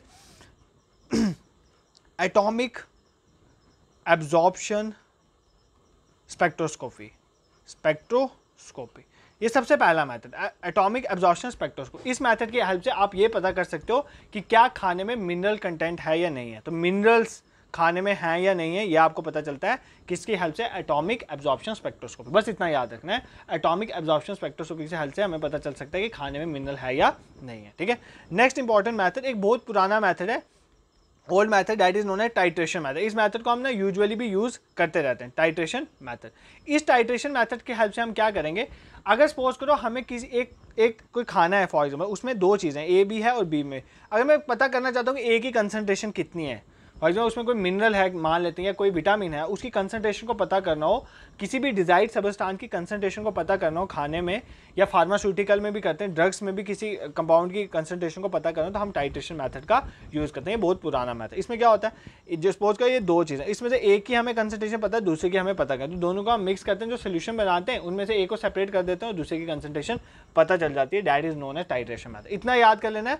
टाइट्रेशन मेथड से क्या होता है कि हमें पता चल जाता है कंसनट्रेशन किसी डिजाइड सबस्टांस की, किसी मिनरल की कितनी है किसी एक सबस्टांस के अंदर, ठीक है। Next third method is chromato. जब तक 2-3 पढ़ाऊंगा कंफ्यूजन नहीं होगी, जब उससे ज़्यादा हो जाएंगे तो कंफ्यूजन हो जाएगा। एक बार रिवाइज भी करवा दो। क्रोमैटोग्राफी से हम पता कर सकते हैं कि अमाइनो एसिड्स, इतना याद कर लो कि अमाइनो एसिड्स की कंसंट्रेशन कितनी है किसी भी चीज़ में, खाने में अमाइनो एसिड्स कितने हैं उसको पता कर सकते हैं क्रोमैटोग्राफी मेथड में, ठीक है। इसके अंदर डिफरेंट टाइप्स आ जाते हैं, जैसे गैस क्रोमैटोग्राफी है, thin layer chromatography, high performance liquid chromatography है, ये इसके अंदर टाइप्स हैं। बट इसकी हेल्प से हम पता कर सकते हैं अमाइनो एसिड कितने। जैसे मिनरल्स को पता करने के लिए एटॉमिक एब्जॉर्प्शन स्पेक्ट्रोस्कोपी यूज़ करते हैं, क्रोमैटोग्राफी का यूज़ करते हैं पता करने के अमाइनो एसिड कितने हैं, ठीक है। नेक्स्ट इज एक और मैथड है हमारा जेल इलेक्ट्रोफोरेसिस। मतलब यहाँ पर कुछ ना कुछ इलेक्ट्रिसिटी की बात है। तो बेसिकली ये मेथड जो है बेसिकली प्रोटीन और न्यूक्लिक एसिड की कितनी कंसंट्रेशन है फूड में, इसको पता करने के लिए यूज़ किया जाता है। इसमें इलेक्ट्रिक करंट वगैरह का यूज़ करते हैं हम। तो बेसिकली प्रोटीन कितने हैं अलग, अगर हमें अलग करना हो ना, बेसिकली इलेक्ट्रोफोरेसिस मेथड में यही होता है, कैथोड एनोड लगे होते हैं। अगर हमें अलग करना हो कि इसमें प्रोटीन कितनी है उसको अलग करो डिपेंडिंग अपॉन देयर साइज, ठीक है। उसमें न्यूक्लिक एसिड कितने डिपेंडिंग अपॉन देयर साइज उसको अलग करना हो, तो इसके लिए हम जेल इलेक्ट्रोफोरेसिस मेथड का यूज़ करते हैं। प्रोटीन न्यूक्लिक एसिड वगैरह को अकॉर्डिंग टू देयर साइज अगर हमें अलग अलग करना हो तो हम जेल इलेक्ट्रोफोरेसिस का यूज़ करते हैं। इसमें इलेक्ट्रिक करंट यूज़ होती है, बस इतना याद रखना है आपको, ठीक है। This is clear. उसके बाद स्पेक्ट्रोस्कोपी, मतलब आप किसी कंपाउंड को क्या करोगे, लाइट के साथ इंटरेक्ट। स्पेक्ट्रोस्कोपी में लाइट हम यूज़ करते हैं। फॉर एग्जाम्पल जो इंफ्रारेड, इसमें डिफरेंट लाइट्स होते हैं, लाइट में इंफ्रारेड स्पेक्ट्रोस्कोपी भी आ सकता है, यूवी भी आ सकता है, ऑटोमिक एब्जॉर्प्शन स्पेक्ट्रोस्कोपी भी आ सकता है। मतलब आप क्या कर रहे हो, जस्ट आप जैसे अभी हमने पढ़ा ऊपर एटॉमिक एब्जॉर्प्शन स्पेक्ट्रोस्कोपी, वो भी इसका पार्ट है। इसमें क्या करते हो, आप लाइट के साथ इंटरेक्ट कराते हो और उसकी वजह से आप स्पेसिफिक कंपाउंड को देख सकते हो कि किसी मिनरल की कितनी कंपोजिशन आप उसकी हेल्प से देख सकते हो। बट इतना आपको याद रखना है, ठीक है। इसमें डिफरेंट टाइप्स आती हैं स्पेक्ट्रोस्कोपी के आंसर। उसके बाद हमारे पास एक और मैथड आ जाता है गैस क्रोमैटोग्राफी। कौन सा मेथड है, गैस क्रोमैटोग्राफी। आपको एग्जाम में पूछेगा गैस क्रोमैटोग्राफी की हेल्प से हम क्या कर सकते हैं। देखो गैस क्रोमैटोग्राफी की हेल्प से हम देख सकते हैं कि कितने वोलाटाइल कंपाउंड्स हैं। वोलाटाइल कंपाउंड जो इजीली क्या हो जाते हैं, वोलाटाइल कंपाउंड्स होते हैं जो इजीली हवा में इवेपोरेट हो जाते हैं, उनको बोलते हैं वोलाटाइल कंपाउंड, जो क्विकली चेंज हो जाते हैं एक फॉर्म से दूसरे में। अगर हमें खाने में पता करना हो कि वोलाटाइल कंपाउंड्स को एक्सेस करना हो तो हम गैस क्रोमैटोग्राफी का यूज़ करते हैं। सिर्फ इसके लिए यूज़ नहीं होता, और भी डिफरेंट इसी में यूज़ होते हैं। फॉर एग्जाम्पल हमें अगर ये पता करना हो फैटी एसिड्स कितने हैं तो भी यूज़ करते हैं, फ्लेवर कितना है, कलर टेस्ट कैसा है, ये पता करने के लिए कंटामिनेंट खाने में है या नहीं है, तो ये सब के लिए भी हम गैस क्रोमैटोग्राफी का यूज़ करते हैं। तो ये याद कर लेना, gas chromatography used to access volatile compounds as well as contaminant food में है या नहीं है, फैटी एसिड है या नहीं है, ये सब चीज़ें करने के लिए हम यूज़ करते हैं। अब इंपॉर्टेंट आ गया, इंपॉर्टेंट है ये याद कर लें, मॉइस्चर।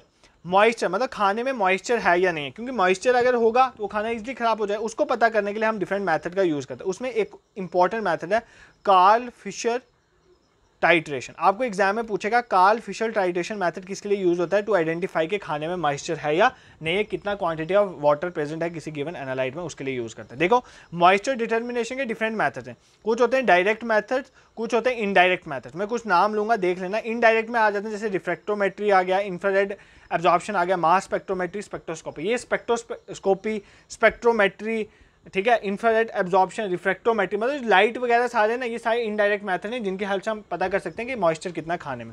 कुछ होते हैं डायरेक्ट मेथड, फॉर एग्जांपल जैसे एक डायरेक्ट मेथड मैंने अभी बताया कार्ल फिशर मेथड। इसके बाद ओवन में ड्राई करके देख लो, वैक्यूम ड्राइंग से देख लो, फ्रीज करके देख लो, डिस्टिलेशन की हेल्प से, गैस क्रोमेटोग्राफी, ये सारे मेथड जो डायरेक्ट मेथड है जिसकी हेल्प से हमें पता चल जाता है कितना खाने में मॉइस्चर है। इसको बोलते हैं गैस क्रोमेटोग्राफी के अंडर आता है। तो Karl Fischer method is a direct method, इतना आप याद कर सकते हो। ठीक है, नेक्स्ट इंपॉर्टेंट पॉइंट, एक चीज होती है आपको याद रखना, एलिसा। इतना मेथड तो हमने देख लिया, एलिसा देख लो। एलिसा क्या, पहले तो आपको फुल फॉर्म पता होनी चाहिए, enzyme linked amino solvent, enzyme linked amino solvent assay technique. ये एक टेक्निक है बेसिकली। इसको क्या यूज़ किया जाता है, इसमें हम बेसिकली देखते हैं कि फूड क्वांटिटी को एनालाइज करने के लिए, फूड की क्वालिटी मतलब उसमें स्पेसिफिक प्रोटीन है या नहीं है, कोई एलर्जी डिटेक्शन है या नहीं है, कंटेमिनेट है या नहीं है, इसके लिए एलिसा एक टेक्निक। यार आपको एग्जाम में आएगा फूड को एनालाइज करने के लिए कि वो कंटेमिनेटेड है या उसमें प्रोटीन को देखने के लिए एक टेक्निक यूज़ करते हैं। ऑप्शन में एलिसा आया तो मार लेना, एलिसा की full form enzyme linked amino solvent assay technique. ठीक है, इसी तरह एक और टेक्निक है HPLC। HPLC stand for high performance liquid chromatography. इसको हम यूज़ करते हैं विटामिन सी को देखने के लिए कि विटामिन सी फूड में है या नहीं है, उसके लिए हम हाई परफॉर्मेंस लिक्विड क्रोमेटोग्राफी का यूज़ करते हैं। तो ये कुछ मेथड है आपको देखने। उसको छोड़ के और कौन सा मेथड है, हमारा एक और मेथड है जिसका नाम है Kjeldahl method. Kjeldahl method की हेल्प से भी हम डिटरमाइन करते हैं प्रोटीन को। उसके बाद एक फोल्च मेथड है जिसकी हेल्प से हम लिपिड की एक्सट्रैक्शन करते हैं। ये देख लेना, लिपिड के एक्सट्रैक्शन के लिए फोल्च मेथड। एक है हमारा ब्यूरेट मेथड, हम इसकी हेल्प से देखते हैं कि प्रोटीन कितनी प्रेजेंट है फूड में। एक है ड्यूमास मेथड, इसकी वजह से भी प्रोटीन, देखो ध्यान से सुनो, सिंपल है, कंफ्यूज मत करना। एलिसा टेक्निक से भी प्रोटीन पता चल जा सकती है हमें, जेल डाल मेथड से भी प्रोटीन पता चल सकती है हमें, ब्यूरेट मेथड से भी प्रोटीन पता चल सकती है, और डुमास मेथड से भी प्रोटीन पता चल सकते हैं। तो इतना याद करना है। और फोल्च मेथड जो है एक्सट्रैक्शन ऑफ लिपिड के लिए यूज़ किया जाता है। ठीक है, इतना समझ आ गया। एक और होता है यूवी स्पेक्ट्रोफोमेट्री, जिसकी हेल्प से हम शुगर कंटेंट देख सकते हैं, प्रोटीन कंटेंट को भी डिटरमाइन कर सकते हैं। तो इतना आपको याद रखना। And the last and very important, ये मुझे इंपॉर्टेंट लगता है, proximate analysis method. Proximate analysis method, proximate analysis method की हेल्प से हम क्या चेक कर सकते हैं कि बेसिक कंपोनेंट कितने प्रेजेंट है फूड में। फॉर एग्जाम्पल मॉइस्चर प्रेजेंट है या प्रोटीन है, कार्बोहाइड्रेट, फाइबर है, उसके लिए हम प्रॉक्सीमेट एनालिसिस मेथड यूज़ कर सकते हैं। अब आप बोलोगे सर ये याद कैसे रखना है सब कुछ। देखो मैं एक बार और वापस रिवाइज करवा देता हूँ 2 मिनट लग के, बट मुश्किल है मैं समझता हूँ, बट ये वर्ड तो एटलीस्ट याद कर लो ना यार। मतलब ये याद कर लो कि आपको अगर पूछे टाइट्रेशन मेथड से कुछ किसी की कंसंट्रेशन पता चल सकती है फूड में, तो कर सकते हैं, हमने सुना है ना। एब्जॉर्प्शन स्पेक्ट्रोस्कोपी की हेल्प से हम कंपोनेंट देख सकते हैं, जिसमें मैंने आपको देखा मतलब लाइट का यूज़ करते हैं इसमें, उस इतना समझाया। फिर जेल इलेक्ट्रोफोरेसिस में मैंने आपको बताया अगर आपको सेपरेट करना हो प्रोटीन न्यूक्लियर एसिड को अकॉर्डिंग टू साइज तो कर सकते हो। ठीक है, क्रोमेटोग्राफी का यूज़ करते हैं, अमाइनो एसिड को हम फाइंड कर सकते हैं कि फूड में है या नहीं, ये हमने देखा। गैस क्रोमेटोग्राफी को हमने देखा, इसमें वोलेटाइल कंपाउंड देख सकते हैं, और भी चीज़। फिर हमने मॉइस्चर का, मैंने आपको बोला इंपॉर्टेंट, कार्ल फिशर टाइट्रेशन को यूज़ करके मॉइस्चर देख सकते हैं। कुछ डायरेक्ट मेथड है, कुछ इनडायरेक्ट है, वो भी मैंने आपको बता दिए। उसके बाद मैंने आपको कुछ बताया प्रोटीन के लिए, जैसे जेल डेल मेथड हो गया, ब्यूरेट हो गया, डुमास मेथड हो गया, हमारा जो मेथड हो गया, ये सारे मेथड हैं आपके प्रोटीन के लिए हेल्प करते हैं। ठीक है, जैसे एलिसा मेथड हो गया, तो ये आपको याद रखना है। HPLC विटामिन सी के लिए, हाई परफॉर्मेंस लिक्विड क्रोमेटोग्राफी, और प्रॉक्सीमेट एनालिसिस मेथड की हेल्प से भी हम चेक कर सकते हैं कि खाने में मॉइस्चर, प्रोटीन, फ्रूट वगैरह है या नहीं है। इसके साथ आपको जस्ट एक चीज़ आपको यहाँ पर बतानी है लास्ट मैंने, वो फूड को पता नहीं करने के लिए यूज़ नहीं होता, बट एक होता है स्मोक पॉइंट। तो मे बी ये पूछा जा सके आपको, तो स्मोक पॉइंट क्या होता है। देखो स्मोक पॉइंट वो पॉइंट होता है जहाँ पर ऑयल जो है स्मोक प्रोड्यूस करना शुरू हो जाता है, ऑयल में से धुआं निकलता है ना, that is not smoke point. अब जिस ऑयल का स्मोक पॉइंट जल्दी आ जाता है, ठीक है, जल्दी आ जाता है, इसका मतलब क्या होता है कि वो ऑयल अच्छा नहीं होता है फ्राइंग के लिए। मतलब अगर किसी का स्मोक पॉइंट बड़ा है, ग्रेटर है, अगर किसी का स्मोक पॉइंट जो है वो ग्रेटर है, याद रखना, अगर किसी का स्मोक पॉइंट बड़ा है तो उसका ऑयल जो है वो गुड है फ्राइंग के लिए, इतना याद रखना। ठीक है, तो इतना पॉइंट आपको याद हो गया। Higher is the smoke point, तो समझ आना कि उसमें फ्री फैटी एसिड जो कंटेंट है वो लेस है, वो हमारे लिए हेल्पफुल है, ठीक है। तो greater the smoke point the oil is good for frying, तो इतना आप याद रखें। स्मोक पॉइंट क्या होता है? स्मोक पॉइंट वो पॉइंट होता है जहाँ पर क्या होता है, बेसिकली ऑयल जो है वो स्मोक छोड़ना शुरू कर देता है, ठीक है। दिस इज क्लियर, यहाँ पर कोई आपको प्रॉब्लम नहीं होनी चाहिए। एंड द लास्ट, यहाँ पर तो होगी वैसे problem, food and personal hygiene.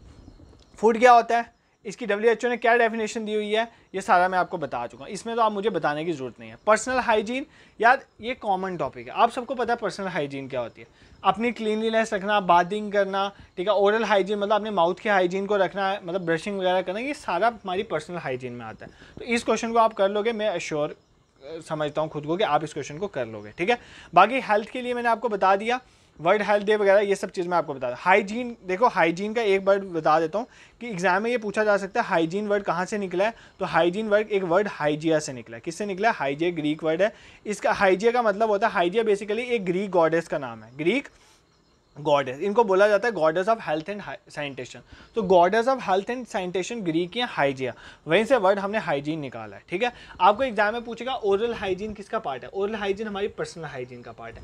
Oral hygiene क्या होता है? हमारे माउथ वगैरह को हमें क्लीन रखना, तो इतना आप याद कर सकते। देखो WHO ने भी हाइजीन की डेफिनेशन दी हुई है, मे भी आपको एग्जाम में पूछ ले, हाइजीन की डेफिनेशन दी हो तो पूछे ये किसने दी है, तो बेसिकली WHO ने। वो क्या बोलता है कि हाइजीन वो कंडीशन और प्रैक्टिस है जो हेल्प करती है मेंटेन और prevent the spread of disease. मतलब हाइजीन उस कंडीशन या प्रैक्टिस को बोलते हैं जो हम रोज की प्रैक्टिस या कंडीशंस खुद में करते हैं, जिन प्रैक्टिस की वजह से हम मेंटेन करते हैं और खुद को प्रिवेंट करते हैं from the spread of disease, मतलब हमें डिसीज ना हो उससे रोक सकते हैं खुद को, that is known as hygiene. तो ये WHO ने डेफिनेशन दी है। This is all about health, food and personal. इसके बाद जो इसमें से क्वेश्चन आएगा वो आप कॉमन सेंस से कर पाओगे हाइजीन वाले टॉपिक में, तो कोई प्रॉब्लम नहीं आएगी। तो मैं आपको यही चीज़ रिकमेंड करूंगा, आपने एग्जाम में जाना थोड़ा दिमाग खोल के, आप इस तरह से एग्जाम में जाना कि आपको एग्जाम अगर शॉक भी लगे ना तो भी आप पेपर करके हो।